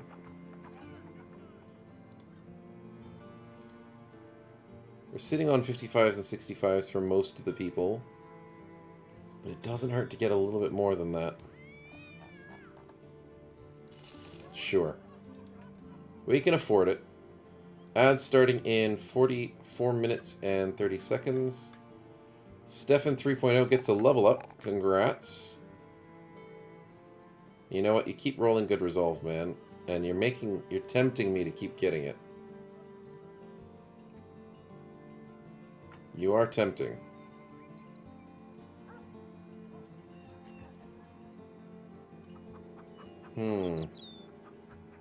Perfect fit is pretty good. Probably grabbing that early is a good choice. Getting that bonus fatigue cost really helps you not stam out in the early game. So we will get that instead. Let's go for the health. Sad rolls of the two, but we do need to keep stacking something. Because Resolve's way too good at the moment, and it's only going to get better with the candles. And in terms of armor, what do we have? That beautiful attachment set.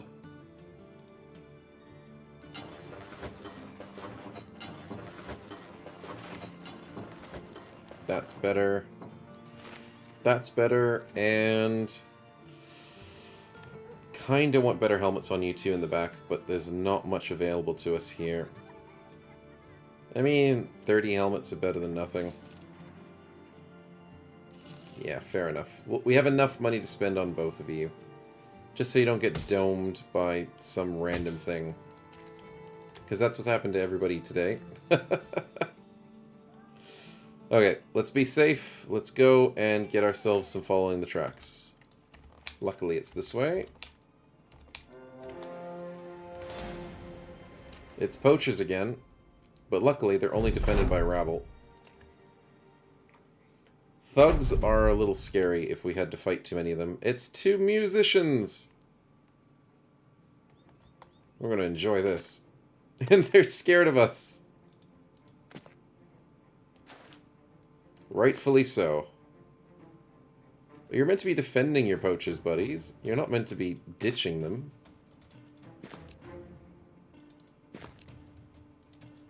Let's go. The cultists will win.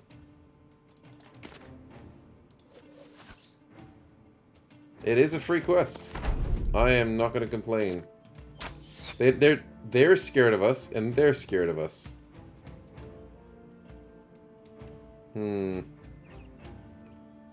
Raban, do we rush them? I'm worried that they have... Nope, wrong button. Did I change the settings? Did the settings change? No, they're still fine. Because they have the minstrel setup, I'm worried that they have chances to hit me in the head. Maybe going here is the right call, because then he has to move and try and get a hit. And then we go here. Nice. Rolling on 14s and rolling on 22s, not bad. Stefan, you get to nicely stuck those 2 there. Let's go for the high ground. Utagul, you're going to be able to do some damage this time. And we get this guy. Very nice spread. Good to see. And this should be a breeze, as long as we hit our 70s and 80s. Thank you.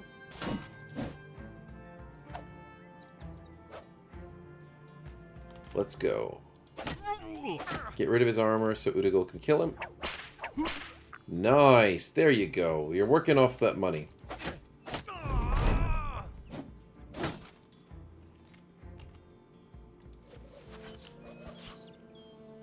Eventually one of those rocks will hit. Fast adaptation is useful for that situation. Especially in this early game. 6 health. He's almost dead. Utagul can steal the kill. And he doesn't choose to. He's a good bro. He says Stefan deserves it. That's probably what he's saying.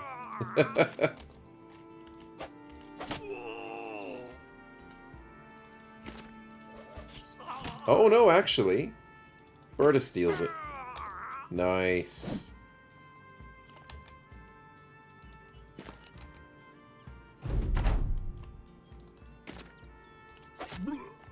So yeah, definitely a free quest. The ads did start, so I do apologize. And we'll quickly come back in a minute. But a beautiful fight with a little bit of free XP. Enough to get us some levels. So yeah. If we get more of these, the party's definitely going to be getting back on its feet. Isn't that right, buddy? My cat's been really cute. He's been sitting with me all stream. Pretty much sleeping on the chair. Yeah, you do like being a part of it, don't you, bud?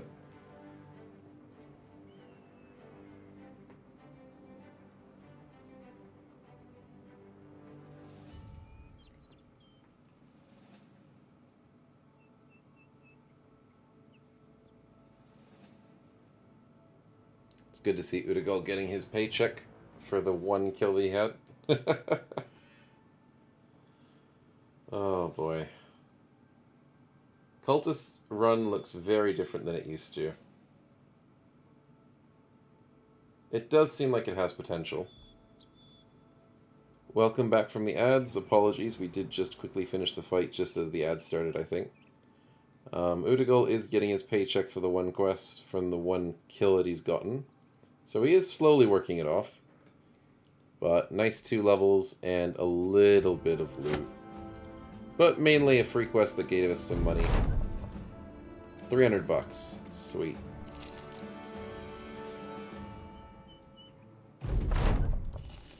Nicely done. And what levels did we get? The tank gets another level up. Sadly a 2, we want those 3s. And sadly a 2 there as well. Yikes, this poor miner is not rolling well. I think we just take what we got. Now, we don't really need the camp cooking perk, because we don't desperately need it for the retinue slot to get the party bigger. We are very close to getting the retinue slot. I do want to get the cook, but I don't know how desperately I want to get it. Because early in the game, you don't really need it that much. It's $1,000 for a retinue, which is now luxury. I have to keep teaching myself it's a luxury item. So, Survival Instinct sounds strong compared to Phalanx, so we'll grab it. 3 and 3, not bad. We need some more health. Now here comes the clincher. Do we go for the slinger, or do we go for the crossbow build? 76 to 84.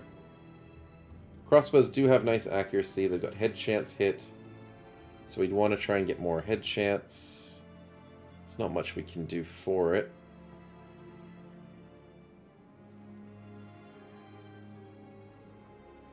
There is a very strong wind reader on this character. Like 1/3 of, say she gets like 50. That's like 16, 17. That's pretty good.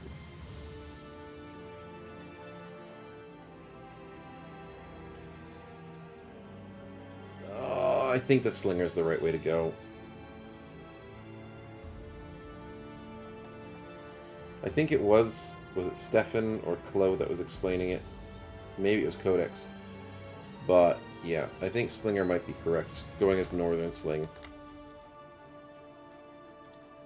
So, I will go with your ideas, and I think it is correct. I was just worried because normal slinging, when you're slinging with the nomad slings, you're attacking twice a turn. You stam out so quickly.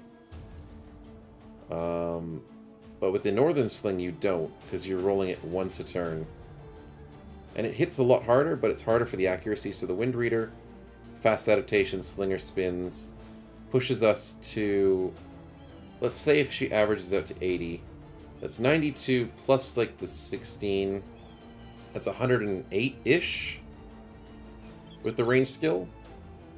So that's pretty sweet. That's a lot better than going for a crossbow at like 76 to 84. So yeah, I like that idea. Any new quests? Sadly, no. Running out of food. Gotta fix that.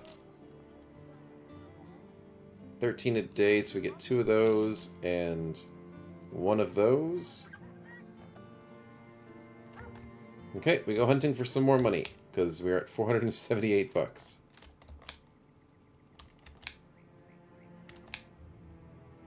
Oh, there's way too many keeps. Oh my goodness, there's so many keeps. We have to go back to Goldhoft and then back up to Durbach.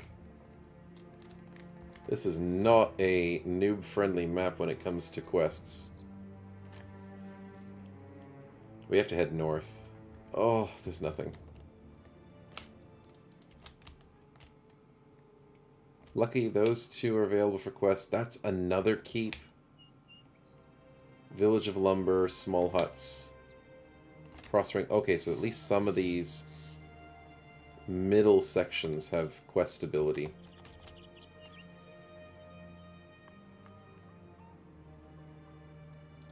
Tier 1. Oh, of course it's a delivery. Oh. Alderstein, is that? Yes. We want to go that way. Another free quest. 3 more days of food. Actually, those are very nice cheap grains. Let's grab them.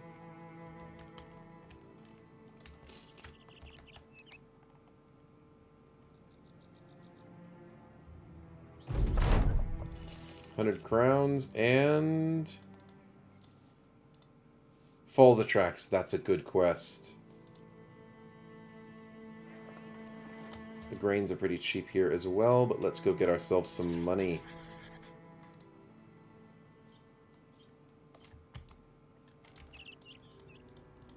Okay, the tracks are this way. Good. I was worried we didn't have any tracks. Please don't. It's going to be in the forest, isn't it? Can we kindly chase you out of the forest?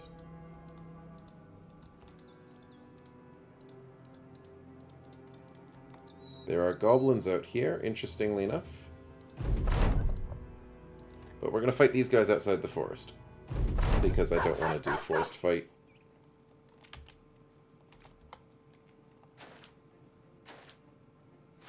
The party's actually looking pretty decent at the moment.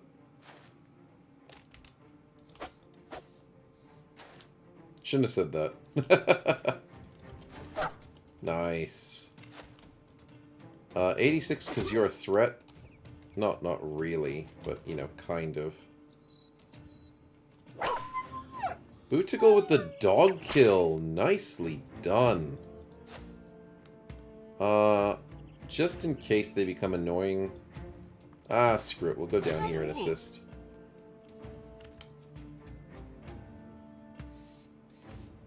I guess we just go for the collateral hit.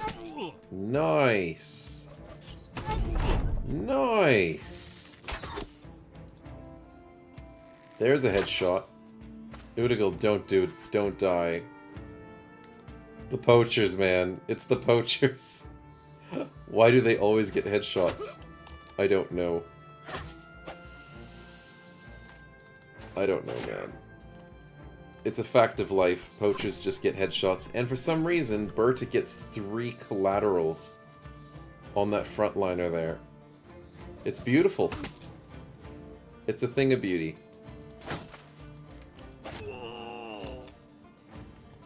And we go for the hit on Udigal and run. Because we don't want you to die.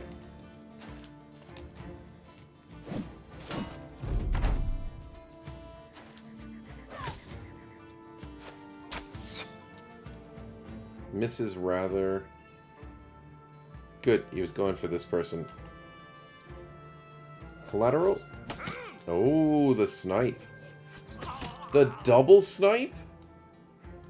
Okay, this person loves using her slings. Nice. That was worth the risk, and it's it. That's it. Only scary thing is Udigal got smacked in the face.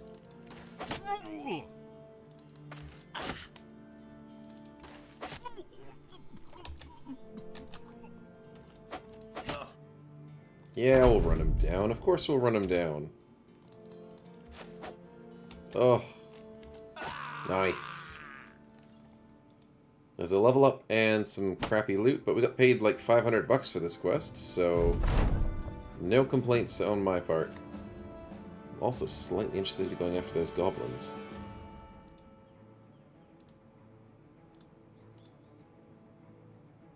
Pierced cheek's not a worry. Only problem with goblins is they are very hard to hit.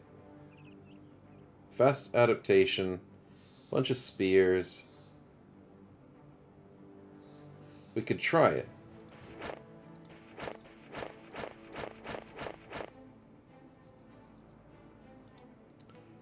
It'd be a slight risk. Hit points need to be fixed.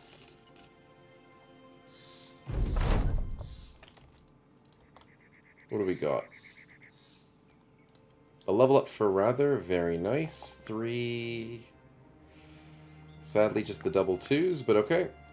We'll live with it. And still no cultist event, sadly. What are we going to do as a polearm? We do like Intimidate, that is a good play. Formidable Approach, not as useful for a polearm.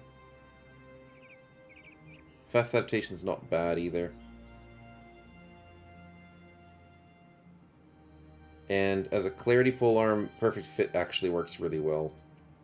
So let's go Perfect Fit first. Because that helps us in the early game as well. Just in case... Oh wait, we've got double daggers? I didn't realize I put double daggers on there.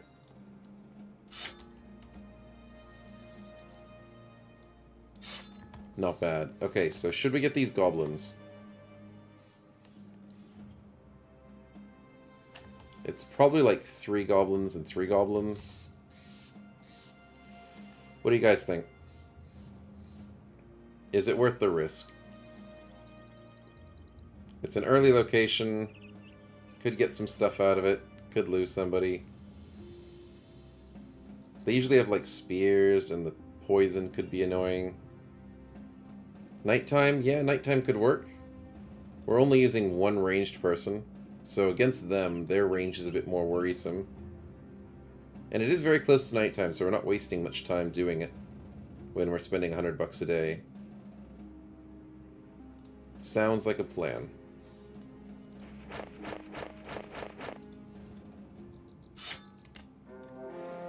Oh, they attack us during the day. Fair enough. They jump out of their location to attack us. 2 versus 2, and then there's all of us. Okay. Not bad. Wait for the surround. Wait for the surround. 70%. Rush the back line. And that is some really unfortunate... Oh, crap. Udigal getting 267s. Yikes. Nice. Hey Ober, welcome to the stream. We are finishing up sometime soon, so I apologize for that. We do need to deal with this guy. Yes! Udigal, get the heck out of there, man. RNG is better than Dav Cool. Well, we were trying to prove that wrong, but unfortunately... What was that? What was that? Rolls a 23%. Head snipes us again. That's literally everything that's been happening tonight. Wow. And with PTR's reduction in damage, a 23% only gets reduced by 8%. And how bad are the poisons for goblins? I can't remember. It's the action points. Holy crap.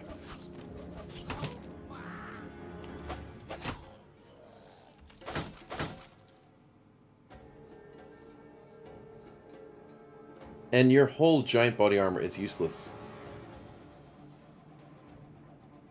Well, we're out. We could take the high ground, or we help fight this goblin, but these archers are ridiculously stupid. Oh. Footwork onto the high ground for a 50%. Oh my goodness. We need this kill fast. Yes! This is risky, but it's worth it. Okay, don't die from your grazed neck, okay? You are so... just losing 1 damage. Okay, it's not bad.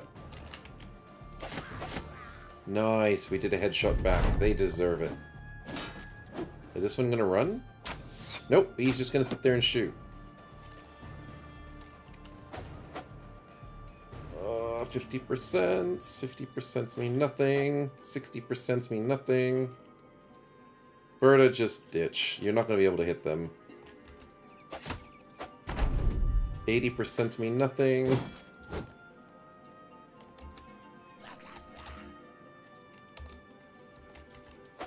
Yes, finally. Chase him down. Beat him up. He deserves it for those crazy snipes. Oh, the footwork. Of course. If they're not fleeing, they'll use footwork.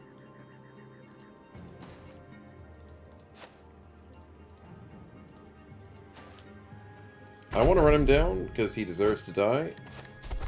Footwork's back into our own guy. Sweet. Stefan, you're down to 8 health. That bleed will eventually get you. Nice. We got the headshot. It's just a game of headshots. That's all it is. We get the 200. And 2 sets of weapons we can repair for money. A bit of free food to help us along the way. That was worth it. It wasn't the location fight, though. It was just them coming out of location and fighting us. So, you know what? I'm happy with that. We're gonna ditch. We'll leave them sitting in their location. We'll come back some other time. Show them who's boss. As they kind of showed us this time. Let's be happy with what happened. And just collect our prize for beating those bandit rabble.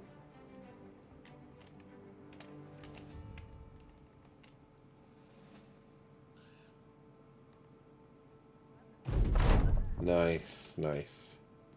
Sadly, no new quests, but let's fix our problems, because I'm sure we have some. Especially the Grey's Neck. 3 hours for that, and let's get some more supplies. No, we don't care about Retinue anymore. Stop trying to remind me about Retinue. It's not important. I'm free. I'm free from the curse of Retinue.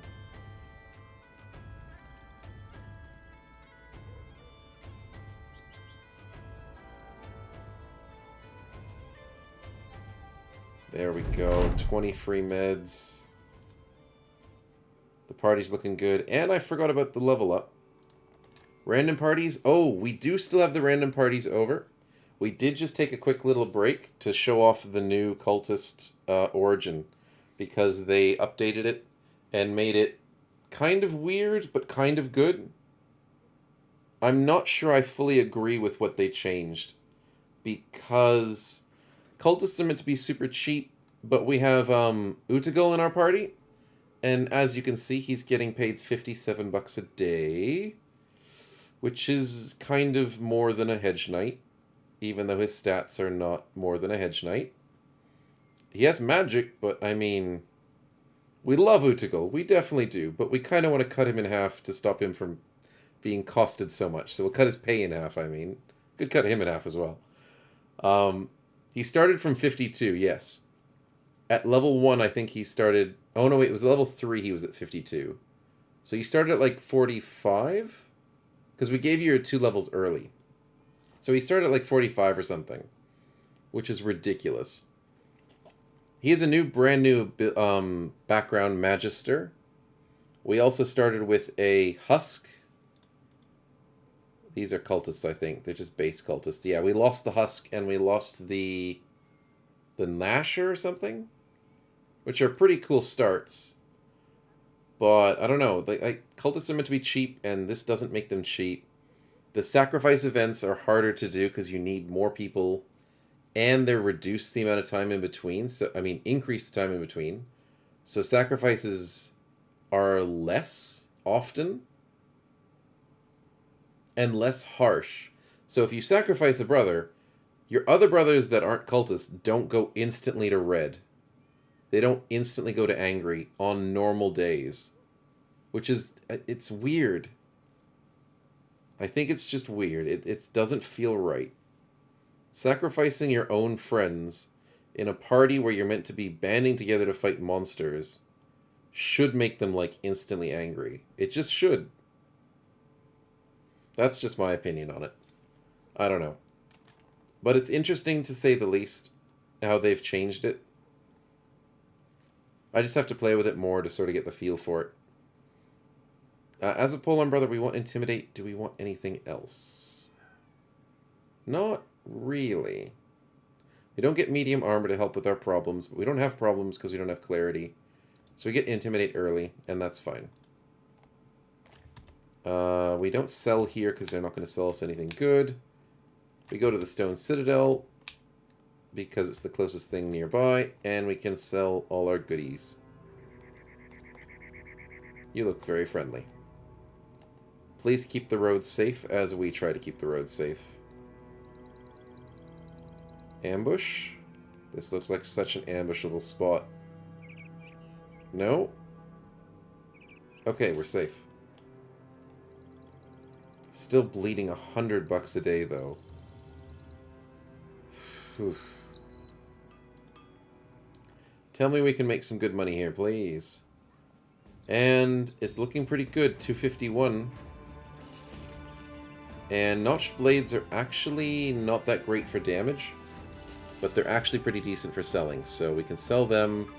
Boondock bows we don't need. Pickaxes are technically better to salvage, so I'm not going to sell them. We're sitting at 1k, that is nice. Definitely nice to see. Faction helmet, I'd grab it, but we're kind of tight for cash. So we'll have to get it next time. It is midnight where I am, so we probably will have to finish up very soon. We might do one more quest and then have to end the stream. But don't worry, just before I go to bed, I am going to upload the new episode for PTR Park Rangers. So you guys will have something to watch if you're still in the mood to watch some more Battle Brothers stuff. We'll do this brigand location and then end up for tonight. How's that sound? That sounds pretty good. It's in the forest, so it's going to be interesting. What do they have? A lot of rabble. Sounds good.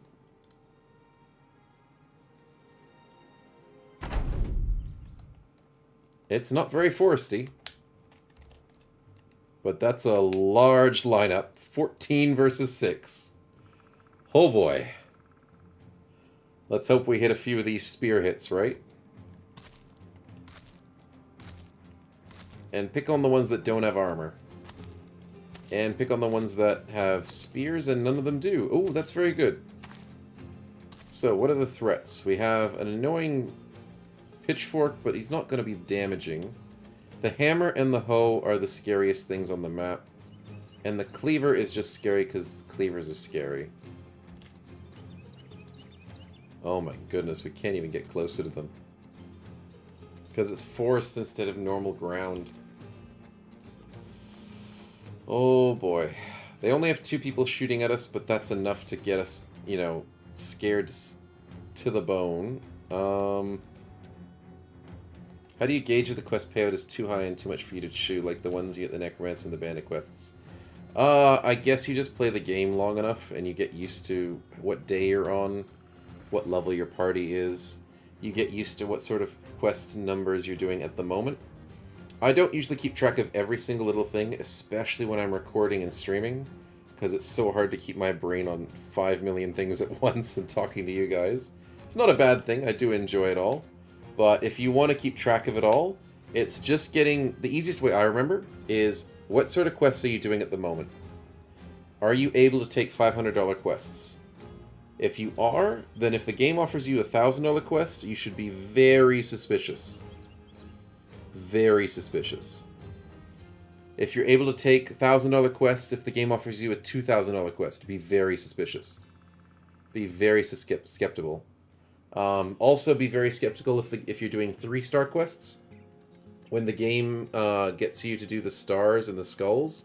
I call them stars because I do. They're skulls, it's the tier, it's the type of damage. If it's a 2-tiered quest, it means it's meant to be in the same battle scale that your team is on. Technically. So it's meant to be on an even scale. If it's 3 stars, it's 25% stronger than your team, I think. And if it's 2 stars, it's either 10% or 25% weaker than your team. If it's a 1-star, sorry, if it's 25% or 10%. That's sort of the gauging of the stars of the quest. It's not always 100% accurate. Sometimes I find 3-star quests to be easier than 2-star quests. For a while that used to be a very true thing for whenever I played. But the money is usually an easier indicator for the most part. It's not a good indicator for beast quests. A cheap beast quest can screw you over. So I don't trust beast quests when it comes to money. If it's beast, it's going to be annoying regardless how much you're paying. If it's multiple thousands, then be ready for like leaders, be ready for legendary beasts, be ready for maybe a champion if it's multiple thousands. So that's when you start getting worried. If it's over $2,000 quests, you better have a good party. If it's under $2,000 quests, you're still working your way up there. That's sort of the way I gauge it. And it's just on a case-by-case basis, depending on how your team is. And how confident you are in your team's damage and survivability. So yeah, it's just... you just gotta get used to it. That's sort of my advice. I'm sitting here in this situation, I guess there's no real way to deal with these guys. Other than get some nice slingshots, that's a very beautiful headshot. And just waiting for them to crash onto our ranks, because I'm not walking through the forest. I want them to walk through the forest. There's an ad starting in about a minute and a half, so that should be the last ad of the stream. We probably won't finish the fight in time, apologies, but it'll be fine. 20s and 30s, that's going to be tricky. Eventually they'll get some lucky hits on us. Can we go for the hoe? Or should we go for... I mean, that's tempting, but he's not going to do any damage. Cleaver's annoying, but he's easy kill. Let's go for this guy. If you break one of our shields, we'll be very upset. Now you're dead. You can't break a shield. Whips on no armor. Udagal, why did you get the 25% chance to hit his head? Why? You could have almost killed him in one shot. Never lucky. Never lucky, the 25% chance. Oh no, don't try and flank us.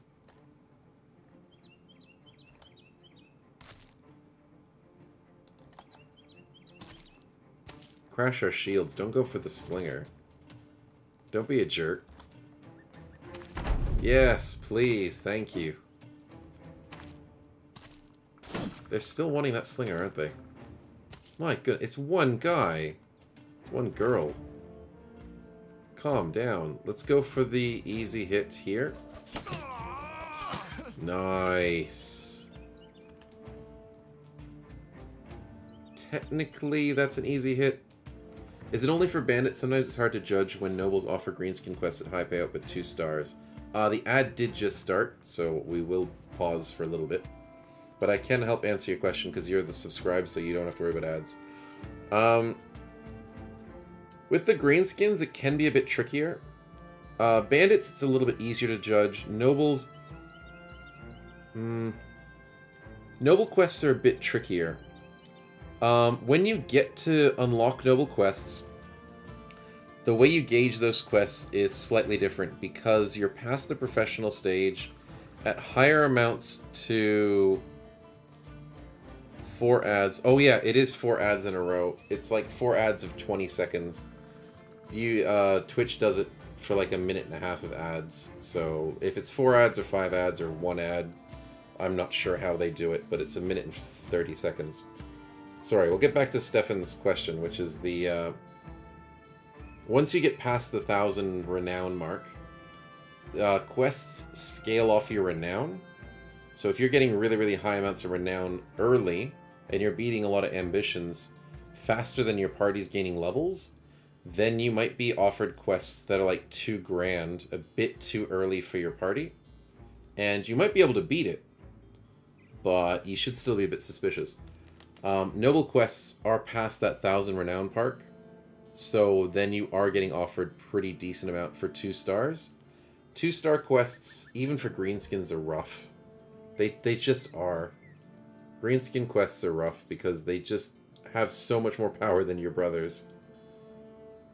I guess the scaling for greenskins are a little bit different than bandits, because bandits scale from rabble to thugs to brigands, and they don't get super strong.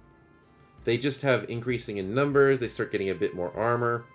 In PTR, they sort of get a bit stronger with their perks and stuff.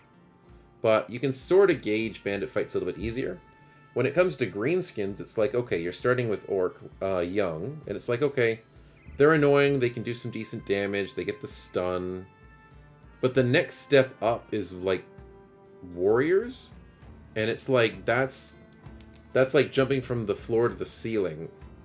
Whereas bandits gradually increase, orcs just jump. So if you're getting a 2-star quest from nobles in orcs... Oh, I do understand, yes, K-Teg, that bandits do get sword masters, but they don't get them as quickly as you get warriors. It's just a fact. You don't get sword masters until you're a very later stage in the game. You find warriors and berserkers and even behemoths usually a lot easier than you find sword masters. Brigand leaders are annoying. They are very strong, I will say that. So if you're finding brigand leaders in the fights, and you're getting like one of them, or maybe, God forsake, you get 2 of them, yes, you're going to very much struggle against that. But the fact that orcs are stronger and you jump straight to warriors, that's rough. So gauging quests based on their money is important, but it's also very important to gauge them on what's in there. Yeah, if you don't fight like orcs, because sometimes parties are not built to fight orcs, just ignore them. You don't have to fight orcs if you don't want to. They don't have the best loot in the game. They do late game. If you get the two-handeds from orcs, they're the best two-handers in the game, so definitely try and fight them later on. But early game, mid game, you're not really needing to fight orcs. Brigands and stuff, if you can fight brigands, you can do that for the entire game. They'll give you loot, they'll give you good quests, they'll give you good everything, XP. Then you can move on to nobles and stuff. But orcs are a hit and a miss. If you can deal with them, deal with them. If you can't, just, I guess, try something else, or just get used to it. Dip your feet in it here and there. Met 3 nomad executions on around day 15? Really? That's not normal. That's definitely not normal. Bandits can have sometimes champs that day, crazy stuff. My enemy is not these kid unholds of yours. Yeah, K-Tag, it's definitely the stronger enemies. I get the baby unholds that like to not kill mercenaries because they're too friendly. But for those situations, yeah. Like, we saw a couple of leaders... Was it last? Oh, day 25. Fair enough, fair enough. It's a little bit later. But those are probably not the most common situations. Like, you normally won't find sword masters and stuff until you're at least past, like, day 50, or maybe even further than that. Executioners, you will not find day 25 very commonly.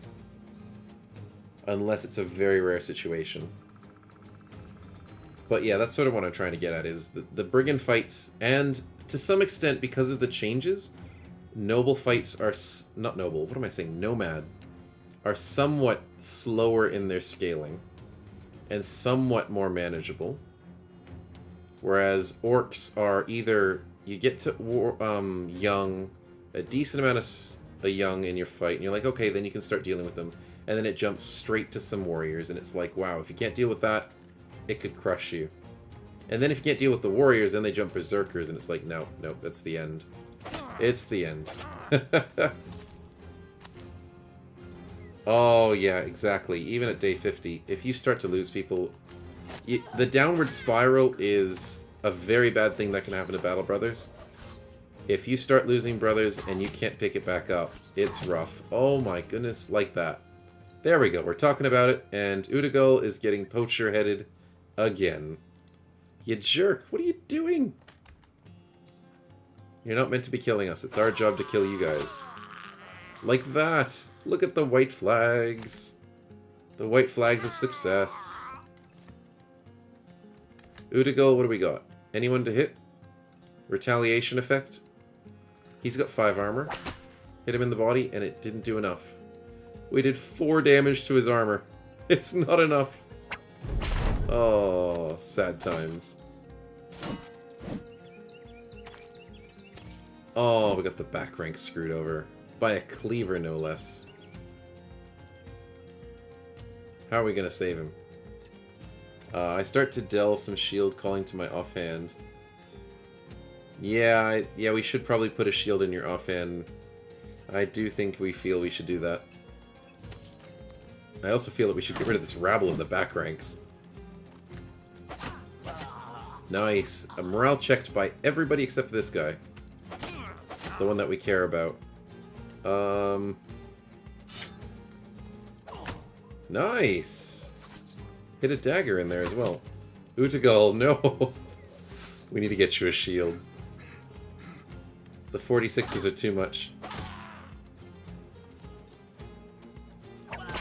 Nice whip. There we go. Earning your coin, and that guy rallies in front of us. Nicely done.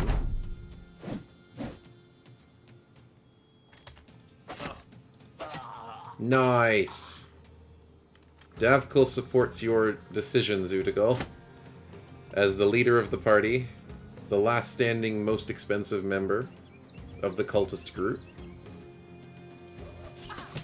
Your actions are supported. Nice. Let's stop these guys from running. Please get some more XP. They are still headhunting you, Utagal. They really want you.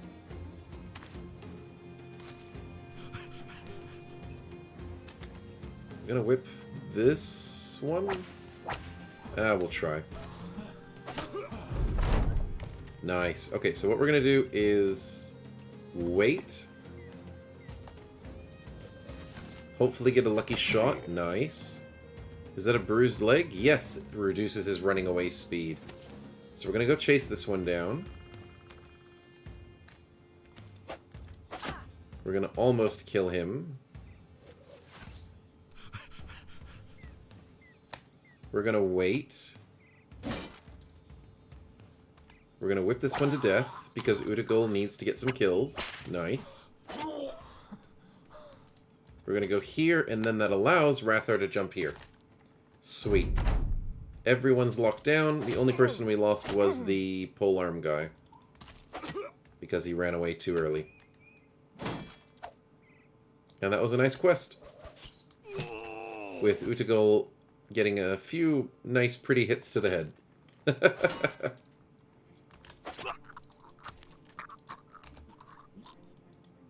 And you can't even steal this kill, sadly. See ya, buddy. Nice. And that's some pretty good money. So that was, what, 14 enemies versus 6? And Utagal takes 59 damage. And survives. Gets his level up. And we get an amber shards, 87 bucks, and some dried fruits. Nothing else pretty fancy, I guess just stuff to salvage. But very sad to see that no cultist events on day 13 yet. Very sad. But nothing we can do about it.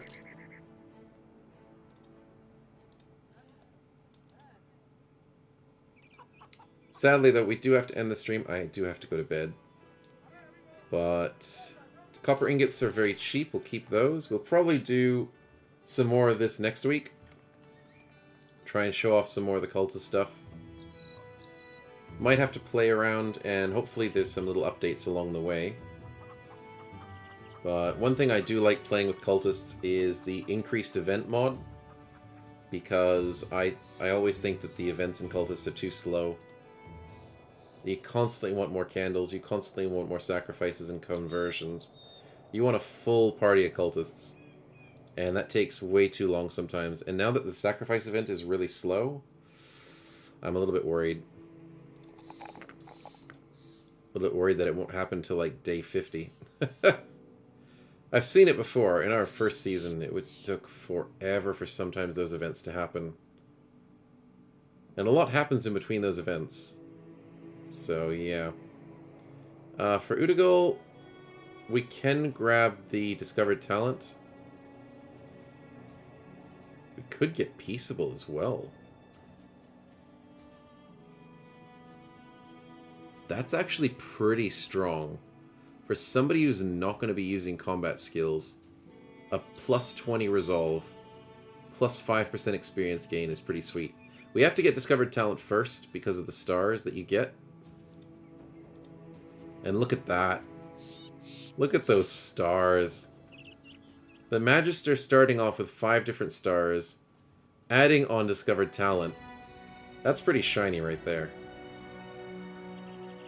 Other than the fact that you're traumatized, it's pretty good. Even though you're traumatized, you still have 68 resolve. And you're going to keep getting more, especially if we get Peaceable with the plus 20. We get really cool stuff like Mind Over Body, Inspiring Presence. It looks nice, it feels not so. Yeah. Traumatized looks good, but yeah. And all this stuff. You're a bleeder. Stats looking good. Doesn't feel so good when you're in combat. We'll have to keep you a little bit more safe. Get you another shield. There you go. Actually, the Goblin Shield is a little bit better in terms of range defense. I don't normally use them, but we don't have much else available to us, so for the moment, you get a Goblin Shield. Sounds good. Well, I hope you guys did enjoy the stream. Got to play around with our usual run-through and playing with some cults. Can't wait till some of the events happen, though. But anyways, I'll have to head off to bed. Too much money, Magister, always so expensive. Yeah, I think they are. It's just the starting one that you get. 62 bucks now. Sheesh. That's a lot. It doesn't sound right. I'm not sure why. Maybe it's just possibly a viable option just to fire them when you first start the cultist run. Because, I mean, it's strong, but, like, why have that kind of price? Anyways, thanks again for the good night, and good night to the rest of you. Hopefully you'll be able to have a good rest of your day, and a good week ahead. After I end the stream, I'm going to get that video up for you guys to watch whilst you have the rest of your Sunday, or whatever day it is for you. But thanks again for coming out and hanging, and I'll catch you next time. See yous.